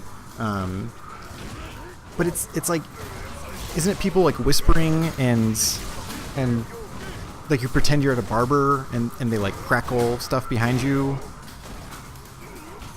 I'm not gonna lie, if I could pick one thing that I would never have expected, like the internet or to come out of like modern technology, it was ASMR for sure.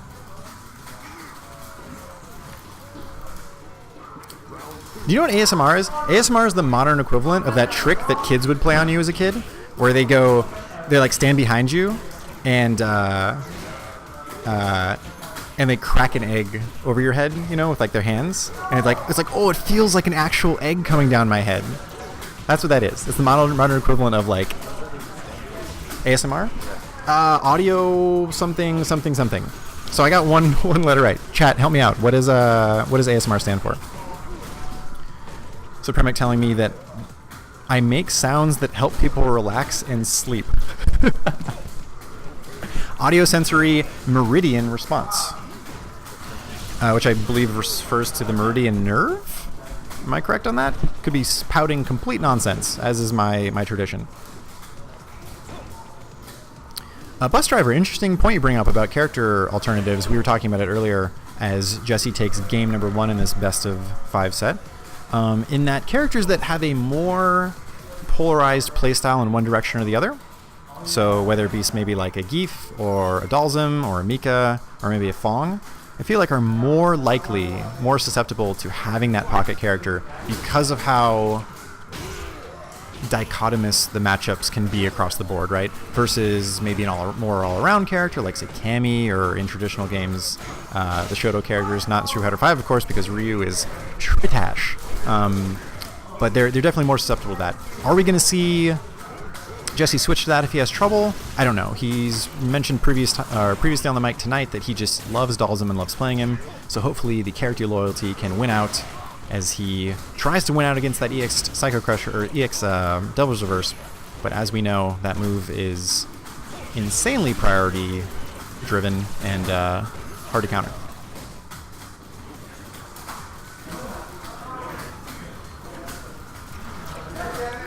Close round here. A lot of gray health for Bison. Ooh, this is back strong, or back forward rather. Anything will take it here. Big crush counter. What's the setup? Instant EX Gale.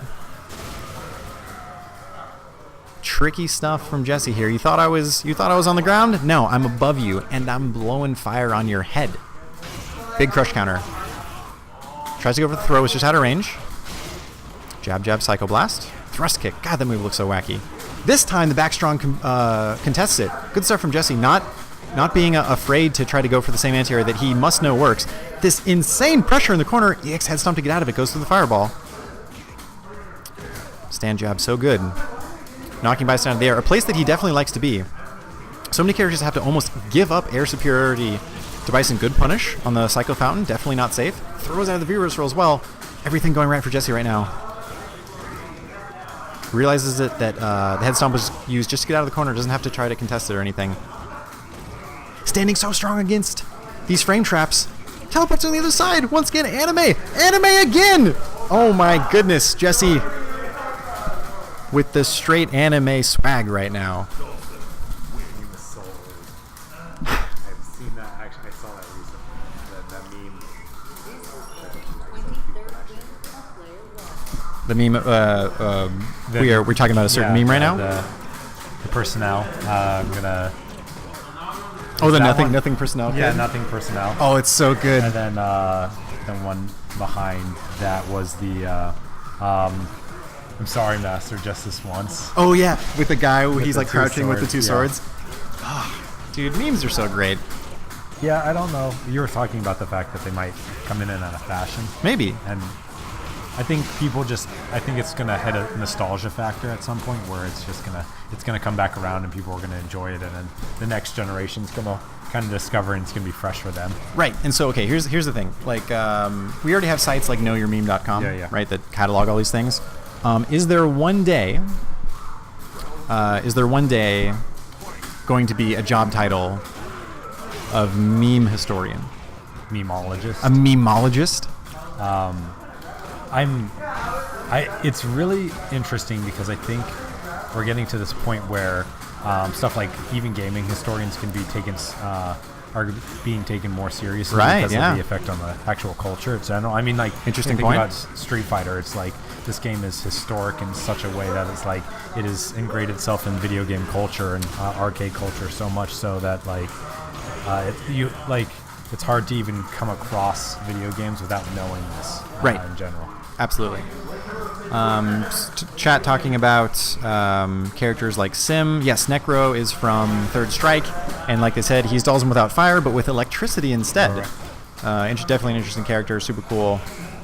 If you're going to look up good Third Strike Necro players, you're going to want to go to YouTube and type in Sugiyama, Sugiyama, and also Pino AB7, Pino AB7. Those are probably the two best Necro players in the world. So always interesting stuff. They play the game like magicians perform tricks. Jesse in full control right now. If I'm keeping up with the... yes, I am keeping up with it correctly. That was game number 3. So there's going to be a rematch in Grand Finals between Gamma and Commander Jesse. Going to have a little bit of time between that. And the other thing Bus Driver was saying here in chat is he says, he keeps getting my coworkers asking me what other character could I play other than Sim. Stop right there. Stop the presses. Your coworkers talk to you about Street Fighter? It's actually just pretty impressive. I work Hashtag jealous, so. Right? Yeah. Like, where do you work? Are they accepting applications? Can I also hang out and talk about Street Fighter while I'm in the middle of my job? People would look at me like I was an insane person, more than they usually do. So, wherever I just, cherish that. That's dope. We play Street Fighter at work? That's not work. That's not what that word means. Oh man, I'm jealous. So he works at Facebook. Is that what that means? Yeah. Am I reading the context of that right? All right, Commander Jesse. We have our own arcade. What? Oh my goodness. I'm not known for these new companies, man. They have all the stuff. My one of my friends who actually works for Blur, the studio, does a lot of the game trailers. Tim Miller, the guy who did Deadpool, he's in charge of that studio. And they have like a full gym, a whole kind of like recreation room, and they have goodness. like actual like activities. They have like recreation leagues for just their employees, and it's like, and they take care of it. He has like this is just impressive for me because I like to eat, but they have like a fully stocked kitchen, and fully stocked fridge for drinks and all this other stuff you can just take. Dude, you hear the things like Google has like a chef or something that Yeah. that they like bring in? Dude, to me, a break room is a broom closet. Like what are you get a full gym? You get an arcade? Man. Well, it's the expectation that you're actually going to use it that's, I think, more impressive. Like, Right. right. It's like they give you enough time. You're like, you know what? You're having an off day. You need a couple hours or maybe a little time off. You can go and use these recreation sites because they know that you're going to be more productive if you do. Yeah. Versus the kind of like, no, you need to do your job and you'll get your breaks when you need them. Right, there's the kind of the new school management idea and then the old school management idea, which is good to see. Like, I definitely want more arcades at my workplace. Anyways, Jesse taking the first round here. So Jesse is in losers, coming out of losers bracket, while Gamma is in winners. So in this 3 out of 5, Jesse has to win 2 sets, while Gamma only has to win 1. Jesse winning this first round is a great sign, I think. I want to see him come back from the sort of decisive winners finals that we saw and definitely react and adapt to the way in which Gamma was abusing Kami's pressure and walk speed to get those shimmies going. We saw some excellent usage by Gamma, and as much as I'm not supposed to be biased, I will, because Jesse's the homeboy. So, go Jesse. I'm going to feel awful if I interview Gamma at the end. Yeah. Please don't hear what I said. Standing jab to stop the EX hooligan. Get out of the air. I know we're at an airfield, but this is a no-fly zone. Standing jab gets him out of it. Jesse takes game 1 on his way to a reset. Hopefully, if for nothing else, just for us to see more Street Fighter. Just for me go to all have the way down to the end and get one of those great moments. Right. Just for me to have more time to interact with lovely Twitch chat here. Twitch chat is now on the subject of these workplace environments. Lord Bane claiming that it's a trap. It's just a way to get you to stay at work longer, which is an interesting point. Yeah, it is. Interesting point. I didn't think about that. That's good stuff. Well, it's I think, and correct me if I'm wrong about Twitch chat, but stuff like Facebook and Microsoft, I know Apple does this, but they have an expectation, especially Google. I have an expectation where if you have your project done, you're going to be spending upwards of 12, 16 hours there Right. just to get your project done. So when it's project light or they're okay with it, but once it comes down to crunch time, you have to be sitting there and actually doing it, which I think is the trade-off. Deadlines are still deadlines. Right. Interesting usage of the spiral arrow there on V-Trigger. It almost he almost rode that up Dalzium's arms. Jesse definitely looking for the V-Trigger here. Yes, there it is. Caught him standing. Stays in front. Great challenge by Gamma there. Oh, stay strong. Stand fierce. He wanted to jump. I'm guessing it. The jab takes it. Jesse's up 2-0. We're on our way. We are on our way. Bus driver talking about how Jesse did an amazing job against Cammy on ESL Brawlers vs. K-Brad. I agree. Yeah, it's a lot different match than it was first time around this. Yes, he's come back with a vengeance. Kama though off to a good start here. Throw in the corner. Always a tough spot for Dalton to be. Good throw break. Does the anime in place just in case? What if I just never say teleport again? What if I just use the word anime completely? You're just changing the entire word of anime to just teleport behind the person. You're gonna look in the dictionary and it's gonna be like the 5th definition down, and it's gonna be like just teleporting. Like anime means teleporting. Cammy using the side switch there just to get out of the flames, positionally wise, like geographically on the map. Not the map, the stage. Not something you typically see. She would usually do that to switch sides with somebody when she's in the corner. Interesting design for reversal, especially compared to the other ones. These long-range footsies, Gamma going for a couple sweeps there. You got to think he's just trying to sweep one of the extended hitboxes, or her boxes rather, of Dalzim.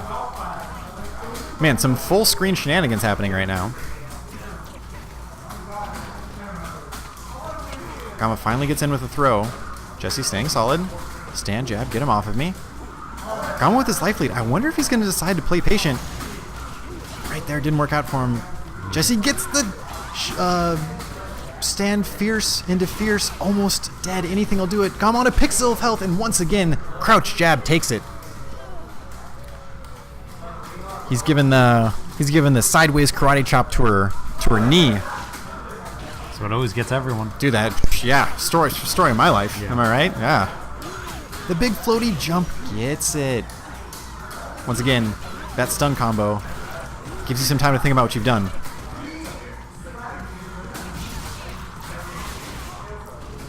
Good punish from Gamma there. Definitely good awareness to know that Jesse's going to want to go to the air, and you can just cannon spike him out of the air. But that is officially, I think, the bracket reset? Yes? Yep. Yes. So the bracket is reset. 27 wins for player 1. Gamma taking some time to think. Going back to the character select screen. Could it be taking some time to think, or could it be a character switch? Is the prophecy going to come true? Is it time for Dabigail? Hashtag Dabigail. Can we get it trending, guys? Please no, I don't want. Actually, if it somehow Dabigail got trending, I would feel awful. I would feel like Oppenheimer in the 40s. Yeah. Be like, I don't know what I've created. I'm so sorry. I didn't mean to unleash this on the world. Yeah. Yes. Yeah. I am become death, just destroyer of memes. Yeah. I mean, you did anime, so. I did. I can't. Yeah, I can't. It's too much. Anywho, bracket resets. This is the second best of 5 both players in losers bracket technically now. If you are a bracketologist, a Brachion scholar. Shoutouts to Brachion, by the way, providing the brackets for Game Realms tournament tonight and all Game Realms tournaments. Definitely check them out on the internet and Twitter.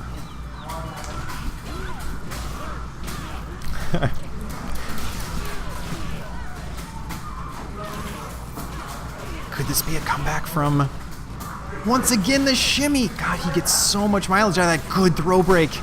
Teleport to get out of it. Slide under jab. V-trigger, she's burning. Sean Paul. We be burning, da-da-da-da. I don't remember the lyrics. Oh, God. See, this is why I remember, okay. Because we haven't seen a Balrog here in so long, I'm going to just give you guys the spoiler alert now. I intentionally memorized the first, 30 seconds of Total Eclipse of the Heart. Really? Because it goes... Tyler right there. Well, so because we had some really hype moments with Balrog's turnaround punch. Yeah. So when it happened in an extreme moment, I was planning to do turn around every now and then. I was going to do the whole thing. But we haven't had a Balrog player in A while, actually. a while, dude. Weeks. What happened to Javi Rog? Shout out to Javi Rog. Oh my goodness, that pressure is so daunting from Cammy. He's going to finish with the EX. Yes, he will. Spends the meter, ends the round. Definitely a good example. And Dalzim is on a metro to somebody else. But no, his clone, his twin, has just jumped into the arena. He wants to take vengeance over Dalzim right now. Bus driver saying that the less Balrog, the better. I am unfortunately inclined to agree. Character is sort of nonsense, but hey, a lot of characters are. Right, anyways, back to the match. EX Flame, stun racking up for Jesse. He gets the interesting little mix-up, stand strong whiff into low slide, but Gamma using the V-trigger freeze to get an advantage there. Yo, the anime again? I'm not here. Bats him out of the air with Stand Fierce again. The back air teleport to stop the air pressure from Commander Jesse is so solid right now. Going up for the first game in this reset bracket. I think that's 4 straight. Yeah. 4 straight games for Jesse right now. Coming back with a vengeance. Twitch chat, he is hearing you. He is taking your energy. The spirit bombs, the Kamehamehas are charging up. We're gonna do DBZ references. That move would be instant transmission, moving up behind. Ah, very good. Very, very good. It's been a long time since I watched that show, but apparently Dragon Ball Super is pretty good. Yes, and people have been raving about Super and also about the new Dragon Ball Z fighting game that's coming out that's being developed by Arcworks. Everyone That looks amazing. Just the... I know I'm pretty confident in what they can do because they what they did previously with the Blaze Blue series, I believe, right? Yep. Blaze Blue. Blaze Blue, and Guilty Gear. The Arxis has quite a positive track record in terms of making games. So everyone's very excited, myself included. And so I can't wait. Thank you, Arxis. Thank you so much. The back teleport again. Just barely misses the punish this time. Both players on little left. Uses the V-trigger freeze to get in. We saw it last match, or last game, and he used it again in great effect, stealing the round away from Jesse. Twitch chat, let me know, who do you guys like? I know who all the Dawson players wants to win, but we got a bunch of other people in chat right now. I'm talking to you, Tom Justine, Tobio1, Sir Frosty, Reef 420, Oblivion. Who do you guys want? You're rooting for Gama, you're rooting for Cammy, you're rooting for the homeboy, you're rooting for Jesse. We got people rooting for Jesse here. Gama on his way to make a comeback right now. In the corner, so tough. So tough to deal with. I don't even know what just happened. What was that? That was such a wacky setup. Gama bringing it all out right now. Tries to get the side switch with Spiral Arrow, but too late of recovery, and Jesse makes him pay for it. You want to talk about top players. You want to talk about the nerves of steel and all that scramble and everything that he just lost. Brought it back. Yeah, it's hard not to just give up on those kind of you're pushed into a corner type moments, but especially with those gimmicky setups too, right, where yeah. you're like, I didn't even know that existed. But I think that's what kind of differentiates kind of a novice player from a person who's really cut out to win. Is just that you're never really going to give up on the moment until it's finally over. Absolutely. I mean, if we're referencing the annals of fighting game history, Yeah. you know, Evo moment number 37. No matter the odds, never ever ever give up. Bus Driver brings up a good point. Maybe we'll ask him about that later in the night. But Gama taking game number 2, and it is tied up 1-1 in this reset bracket. Grand Finals here. If you're just joining us, this is Game Realms in Burbank, California. You've walked in on the middle of a fierce battle between Commander Jesse and MJ Gama. Commander Jesse taking the first 3 games in this Grand Finals to reset the bracket, and both players going into hyper mode here. Maybe we'll go down to the last game.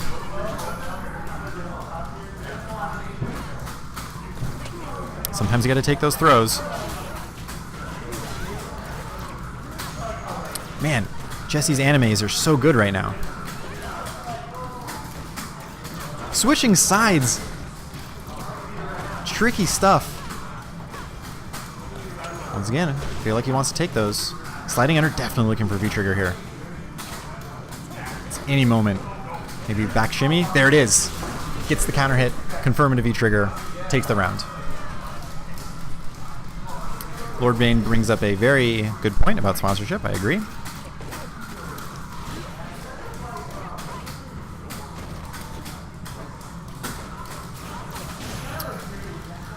Any trade, I think, is good for Gama in this situation, as he gets positional advantage as well as usually more damage, just based off the average damage of each move.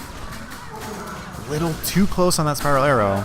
Jesse gets the appropriate punish, but now Gama throws him into the corner. What can we see? V-trigger activate. Walk forward.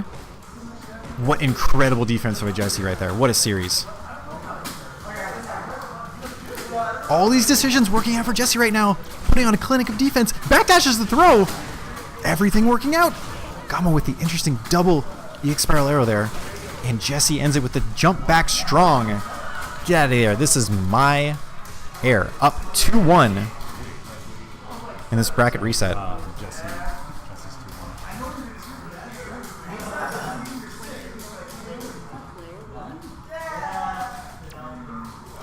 Gama adjusting some things. Oh yeah, definitely. Bohemian Momo brings up a good point. For those that don't know, definitely check out Jesse's Twitter to find Body Count Fighting did a little mini documentary on him. So it's really cool. It was an excellent piece. I'm actually in that documentary. Okay. There's a moment in the documentary that has an old picture of like one of the last hurrahs at Family Fun Arcade. And it's like just a picture someone took where everyone's standing out in front of the arcade. If you look for the lankiest white kid in the back you can find with like a weird blunder year afro, that's me. Shoutouts to history. Anyways, back throw in the corner for Jesse. Definitely wants to take advantage of this round. I don't know, weird spacing on that Spiral Arrow. I don't know if he could have punished completely. Got a jab, but maybe Gama's trying to press a button, but no. Once again, back teleport into Air Fierce is working so well for Jesse. He's getting mileage out of this. And he has found himself on match point right now.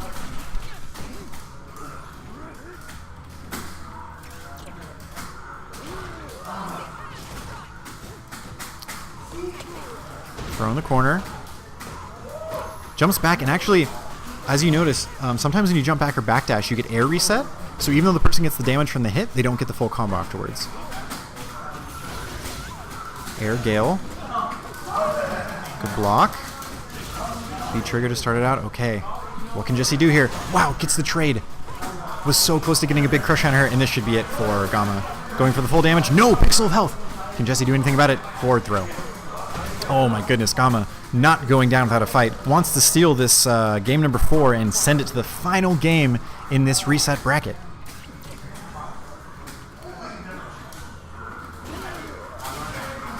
The bus driver, I do not know that Dulzum has 2 different stories. I am super interested because we were having a debate about in Dulzum mirrors, why does Dulzum hurt?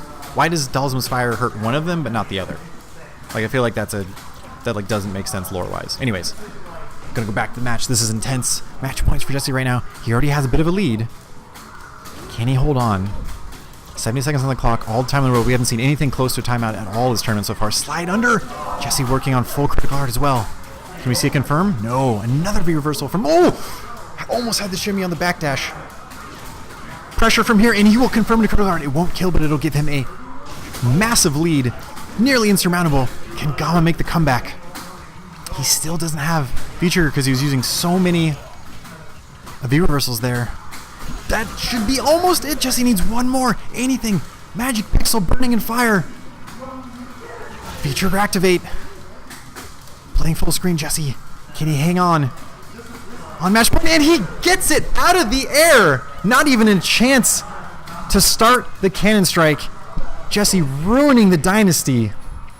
Taking back his home ground, his stomping grounds. Coming back all the way from loser's bracket after losing in the in winners finals to Gamma. Doing what we so proudly praise here, which is adapting. Well, I mean, how many games did he just play straight? Because he was moved down to loser's bracket, played 3 games there, came back up, right. played 3 more games. Now he just beat it in 4, and then he was the gauntlet. Yeah. He went through a bit of a gauntlet there. Excellent stuff to him. Of course, excellent stuff to Gamma as always. Strong showing. You guys have also seen him at other tournaments as well recently. Super cool for him to come out and kind of show his excellent gammy. He had that, or excellent cami. I almost said gammy. Gamma, gammy, cami, comma. Cami, comma? Anyways, the Gamma cami. That's hard. That's hard to say that. Yeah, so good stuff to him for coming out. Like, he had that sick... it was in winners finals, I think. The crouch fierce just at the beginning of a round buffered into super that he got. Super cool. We're going to have Jesse on the mic for a bit to talk. I was going to ask Twitch chat for any questions you guys have for him. Any things you guys want us to talk about. Wow, we got some viewers, dude. We got some viewers. And I want to say, not gonna overestimate here, but I want to say celebrity has a bit of a pull. Am I right? We were talking about your the people were sort of championing you as they want you to get a sponsor. They want you to have this more exposure. We were talking about the mini documentary that Body Count Fighting did. Oh yeah. So we were saying it's such a great thing to see your face all around the FGC. Lord Bane telling you to go home and stream. Not yet. We have a post-tournament interview to do, and also maybe questions from Twitch chat if you guys have any. So I'm gonna start off with this. I definitely do have to stream though. Lord Bane is actually my subscriber. He subscribes to my channel, so shout out to Lord Bane. Thank you so much. Shout outs to you, yes, buddy. Lord Bane's the real hero, and I definitely gotta stream some more. I'm planning on streaming. If I can't stream tonight, I'm for sure gonna stream tomorrow. So I promise I'll be there for you. Awesome. I love streaming. So. If you ever do a Twitter poll about which game to stream, I'm going to be making bot accounts to increase the Street Fighter 4 vote. So, if you do. I remember, I think I caught you once. I think maybe the 5 servers were down and you were playing some 4. Yeah, no, honestly. That was dope. It was fun. I love playing 4. It's so much fun. Okay, so we'll go with some of the chat stuff already. We have Jesse. Are you going to play Marvel vs. Capcom Infinite when it comes out? I think I'm going to give it a shot. When Marvel vs. Capcom 3 came out, I definitely tried it. You know, when Sean Bond was like so good. I loved her as a character, so I was like, damn, she's so cool. So I Right. learned the Tron Bomb combos. Nice. And I tried to keep up with the meta of the game, but it was just like a lot at once. Like a Street Fighter, it's like it's one-on-one, and I can worry about the matchup. But in Marvel, it just feels like there's things flying everywhere, and I'm trying to keep up with it. But I'll give it a shot. Yeah, for Definitely. sure. Always Yeah, willing to try. I'm willing to try. On that same idea of there's a lot of stuff happening in Marvel vs. Capcom 3 when it came out. I don't know why I remember this, but you and I were in Family Fun Arcade, one of the few times that I went. And we were talking about the comparison between Street Fighter 4 and Marvel vs. Capcom 3 at the time. Mm-hmm. And I remember hearing the argument when it came out that there's more depth to the Versus series because there's more things happening. Right. And I think one of the things that you said that I really liked at the time was just because there's more things on the screen, just because there's more things that you see, doesn't mean there's not the same amount of those things going on in the players' heads in Street Fighter. True. There's a sort of a under the water, it's like a glacier, right? There's more things under the water than you expect. Yeah. So cool. Excited for that. Any character pop out to you in Marvel vs. Capcom Infinite that you want to try? I saw Spider-Man. I'm a big fan of Spider-Man. Spider-Man's so sick. After seeing Spider-Man released, I for sure want to play him. I am not so sure about some of the other characters yet. I know I've seen like a few. I was at E3 and I saw some of the characters, and Nice. it's pretty cool. But I guess Spider-Man really got me hyped. Hopefully, if I play, I'll try to play him. Awesome. Yeah. Represent that Peter Parker. The bus driver asks, Jesse, what was your hardest matchup in this tourney tonight? That's kind of tough. I mean, like towards the end there, I was kind of going back and forth with a lot of people. Like it was back and forth with Gamer Harry. It was back and forth with Valiant. Yep. And then, as you can see, I lost the winners finals to Gamma. Yeah. And then had to come back and win that. So Came to roaring me, it was back. it was close. Dude, you reset that bracket with authority, though. That was like, I was like talking about something stupid, and I was like, is it bracket reset already? Like, how did that was, so you went 3-0, and then 3-1 after that, so good stuff to you. Mr. Konsu asks, Jesse, do you play Injustice 2? I haven't played Injustice 2. I wanted to give it a shot, actually. When Injustice first came out, or when Injustice 2 first came out, I wanted to pick it up, and I just never got around to getting the game. Right. And then, because I was like, I was going to like try it out, and then I never got to. I'm like, man, maybe is it too late? So there's a bunch of games like Injustice 2 I thought about playing Guilty Gear. It's kind of random. But no, right now I'm just playing Street Fighter 5. When Marvel comes out, I'm probably going to play that. Nice. I actually just bought Crash Bandicoot. The Yo. Insane Trilogy. Right. So I got it because I feel like I want to stream it. It'd be like a fun stream. I was gonna like, say, I'll people- try out the levels. I'll try to beat the game, and my girlfriend loves Crash Bandicoot too, so she might want to like join in and play. Nice. So I got that, and I feel like that's a streamer favorite, so that'll be good. Yeah. You can stream that, and that'll be. I've been playing it forever. Do Crash Bandicoot. What a shout out. Yeah, no, it's funny. The sort of, I think this is maybe a downside of being part of a competitive community, or like even if you're not playing Injustice, because we're in the fighting game community, Right. we sort of by proximity see what the other games are. Right. It's almost a downside of like you have that thought, like, is it too late? If I wasn't playing on week 1, am I screwed? I know it's sad that I think that, but I mean, It's because it's not true. It's like, not- like definitely not true. People, but it's easy to think that. it is like that. You already kind of handicap yourself in a way. Like you see, like Punk. He's now starting to play Injustice 2 like competitively. He's entering tournaments. He's asking for help. He's playing with the good players, and he's getting better. You know, Right. he's just a really good fighting game player. Yes. So it's never too late. I guess I thought about playing Injustice 2, but I want to play through Crash Bandicoot first. Nice. And then I'll see what's up with those games. Cool. Okay, Supremic asks, if you could pick one category of food, i.e. Mexican, American, Italian, to eat for the rest of Pizza. or rest of your life, what would you pick? Pizza, not even... Okay, There's no thought behind that. There's no question. which, if people remember a month ago, I think we had some sort of a pizza discussion. We had the New York versus Chicago, and also Guilty threw in the random Portland pizza, or what was it? Okay, St. Guilty Louis and pizza? Carface said that there's St. Louis pizza, but it's That's in the right. shape of like a cracker. It's almost like cracker style pizza, cracker thin. Yeah, it's non-leavened bread, so it's just this weird, like, flatbread sort of pizza? or- I guess. I don't never- know. I didn't look guess it that's up. a thing. I've never been to St. Louis. I've never tried the pizza there, but I have been to Chicago and I have been to New York. And I can say from personal experience that New York has the best tasting pizza I've ever had personally. Chicago... Yeah. Chicago's really good. It's good. It's good. Deep dish, it's really good. But I'm more of like a thin crust, and that New York pizza is like fresh. Yeah, is it fresh. Is it necessary for you to sort of like fold the pizza when you eat it? Is that It's a pretty big, yeah. Some of them are like rather big slices, and you have to You have to fold it. part of the But, you know, I experience. actually went to Giordano's, which is the first pizza place in America, and it's in New York. What? And you get like the margarita pizza. It's like the classic. It's so good. my I went with goodness. Azad actually. We both went there. So. That's what an experience. The first pizza place, like with especially New York, such a rich a little history in early. that. Oh my goodness. Yeah. I'd come out with an accent, not even trying. Like I feel like I'd be like talking with my hands and like doing this whole sort You're of gonna be thing. like Peter, and he grows a mustache. Bobbity boobity, bobbity boobity boo. Shout out to Family Guy. One of my favorite things about Family Guy, when I was younger, I had the DVD box set of like the season 1 or season 2. Dude, if you ever have a chance, maybe it's on Netflix, maybe it's not. They used to have audio dubs instead of just like, so they had the subtitle options, but also the audio dubs. Right. And the voice actor for German Peter was the funniest thing. I could not understand a word he was saying, but it was the weirdest voice, and it was like came out of nowhere, and the guy, and he would say the same things, but he'd have to squeeze a bunch of syllables in. So he'd be speaking like an auctioneer, and it was amazing. It I was, have to see that. It was fantastic. Check that out. Okay, so answer that question right away. Supremic saying he agrees with that. It's good stuff.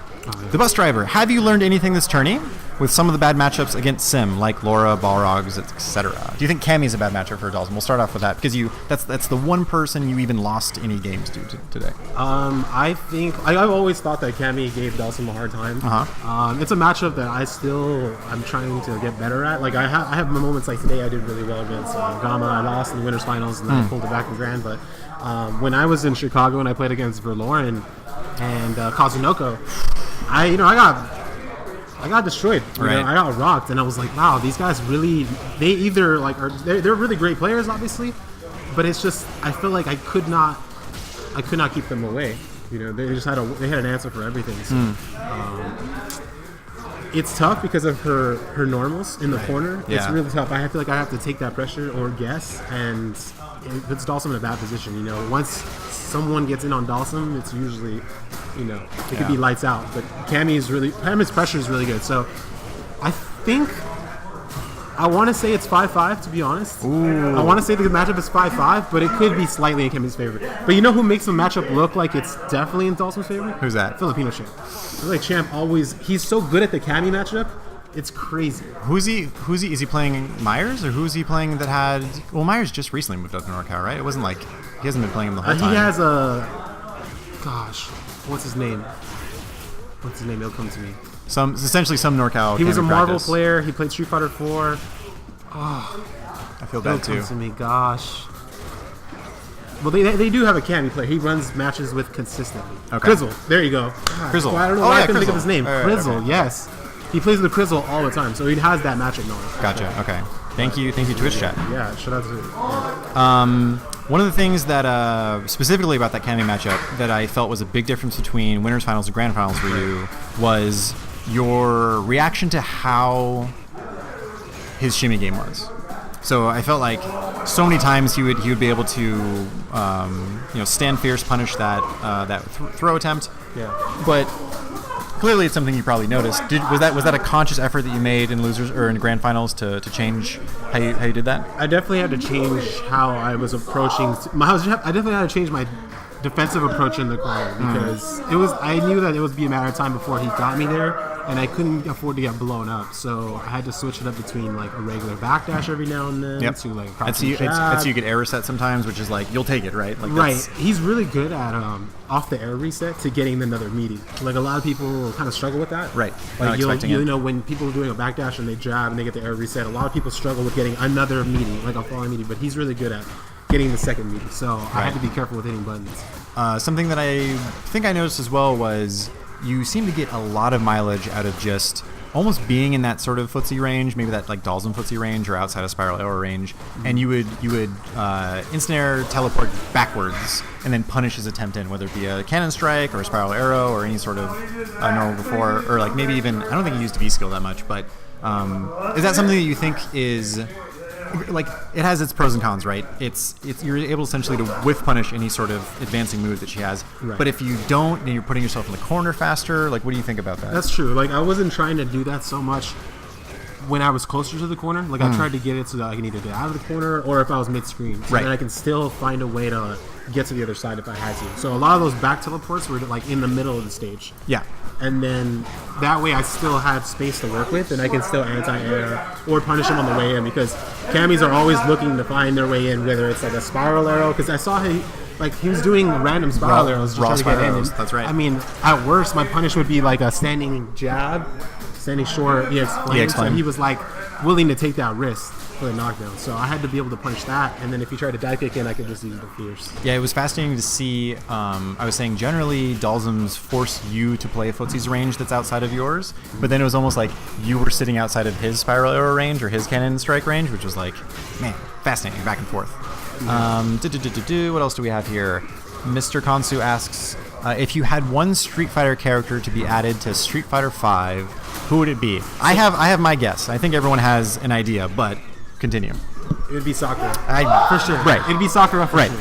Yeah. I wanted Sakura to be in the game originally, and then when they said they were gonna bring in 5 new characters, I was like, "That's cool," but I want Sakura back. And then I heard rumors that she's gonna be here for season 3 with Sagat. I mean, I'm hearing rumors. I don't know if it's for sure, but I'm looking forward to seeing how she's gonna be in this engine. Because I mean, obviously she's not gonna be the same. I don't know if she'll be the same Light Tatsu frame trap Right. character as she was in Street Fighter 4, but I'm definitely interested to see what she's going to be like. I know Meyer's going to pick her up for sure. Oh, for And sure, I'm gonna give her a whirl. And You can't not give her like a very large amount of your time, just out of like history, right? Like Yeah. character loyalty, which would be fascinating. Yeah, it'd be, man, I don't know. It's so hard to think about what she'd be like in this engine. it would be interesting for sure. It'd be really interesting. I can't wait. I'm excited. New characters always exciting. We didn't see any Abigails. No Abigail's today. No Colleen's. Oh, there was a Colleen earlier I saw playing in the tournament. Shout outs to the people that play those new characters. Always sort of so not only that, but not only does it make kind of the game more exciting because you have that player pool, but the person that decides to take the risk and pick up the new character makes the scene better by giving them character matchup rights. Yeah, exactly. That's what Vi does for everybody who runs fights. I mean, when Colleen came out, he ran Colleen nonstop. He didn't even play Rashid that much anymore. Now he's picking Abigail. He's doing a good job as far as like teaching everyone that matchup. Because it's hard to get that experience sometimes. Yes. Like, where are you gonna find an amazing Colleen? You know? Yep. There's not a lot of them. You have to be able to get that. Tio Valle being the FGC Tio. Yeah. All right, so tomorrow's Wednesday Night Fights. What are we in the off season now, or what's? I think it's season 3. Season 3. Season 3, week 3 actually. Okay. Yeah. So season 3, week 3 of WNF is tomorrow. You're of course going to be there. I'll be there tomorrow, yeah. I'll be there. I think Azad will probably be there. Valiant will be there. I'm sure most of the people that were here today will be at Wednesday Fights. Right.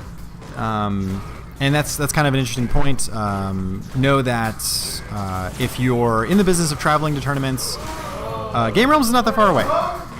It's up to 5. The 5 can be a nightmare sometimes, I understand. But if you want to challenge your Street Fighter V abilities against the likes of Commander Jesse, Sod, Valiant, Yeah, I mean, Gama, like Guilty. for sure. Yeah, I tell everybody, like if you're in the Valley area or in SoCal and you really want to come to a local, or there's a lot of good players here. You know, I try to come every week if I can. Azad's usually here. These 2 Bisons, Valiant, Azad. Guilty's been showing up. Yep. Guilty actually came off the plane from Japan Right. to this tournament. Yep. So she's... I was surprised I didn't see like a luggage bag. Like she wasn't like dragging a luggage bag behind her or something. That's insane. Yeah, Crazy. Like right off the plane to this tournament. So there's a lot of good players that come here every week, and you could see the improvement from a lot of people. You know, Gama has been hustling really hard. Super hard, He's yeah. been getting a lot better. Valiant's here for the first time. Hopefully we'll see him again. Bushin's been here before. Like it's just a lot of talented players here for sure. So definitely something you guys want to check out. Once again, Burbank, California, game-realms.com. You can find us here. Follow us on Facebook, Instagram, Tumblr, and Twitter. My name is Neil. You can find me at Twitter at @SpacingCowboy. I have been joined intermittently by Jesse. Thank you so much for hopping on commentary, and congratulations on the tournament. Thanks, Neil. I'm glad that, like I said, I admitted to being biased during commentary, but I'm glad the pride of the Valley came back and took the tournament back. Valley boys. Valley boys. Thank you everyone for tuning in. Let's give a couple of shout outs to the people in chat. Those who are still with us. It is 11 o'clock at night. We realize you might have work tomorrow or even in a few hours, depending on your line of work. But we'll get some shout outs. Abigail Can. Man, I bet that person's disappointed because the last couple tournaments have been like nothing but Abigail. That comes here is like, I know what stream to go to for Abigail Mirrors 24/7. Unfortunately, not tonight. Anime makes me happy. I'm assuming that's what that's supposed to be, but you're missing an E. Annie makes me happy. Anyways, what's up? How's it going? Anti-Air. That's a brilliant name. It's That's just legit. simple, to the point. Mm-hmm. I hope his anti-airs are actually on point. Antique Legend 82. What's up, dude? I always try to guess what people's names and numbers are. Like 82. Gotta maybe be birth year. Gotta be birth year, right? But here's the thing.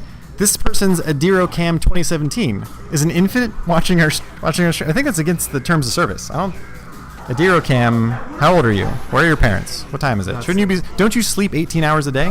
What are you doing up? You know what? It just shows how good our tournament is. That we got 1-year-olds tuning in. We got babies in the stream. Babies, son. Babies. Yo, baby rage in the chat, please. Hamsterbird, Lord Bane, thank you guys so much for showing up. Lord Bane, of course, your Lord subscriber, Bane. right? Yes. Thank you, sir. Has been active in the chat as well, asking questions and I'm stuff like streaming that. tomorrow. Lord Bane, just so you know, heads up. I'm going to be streaming tomorrow.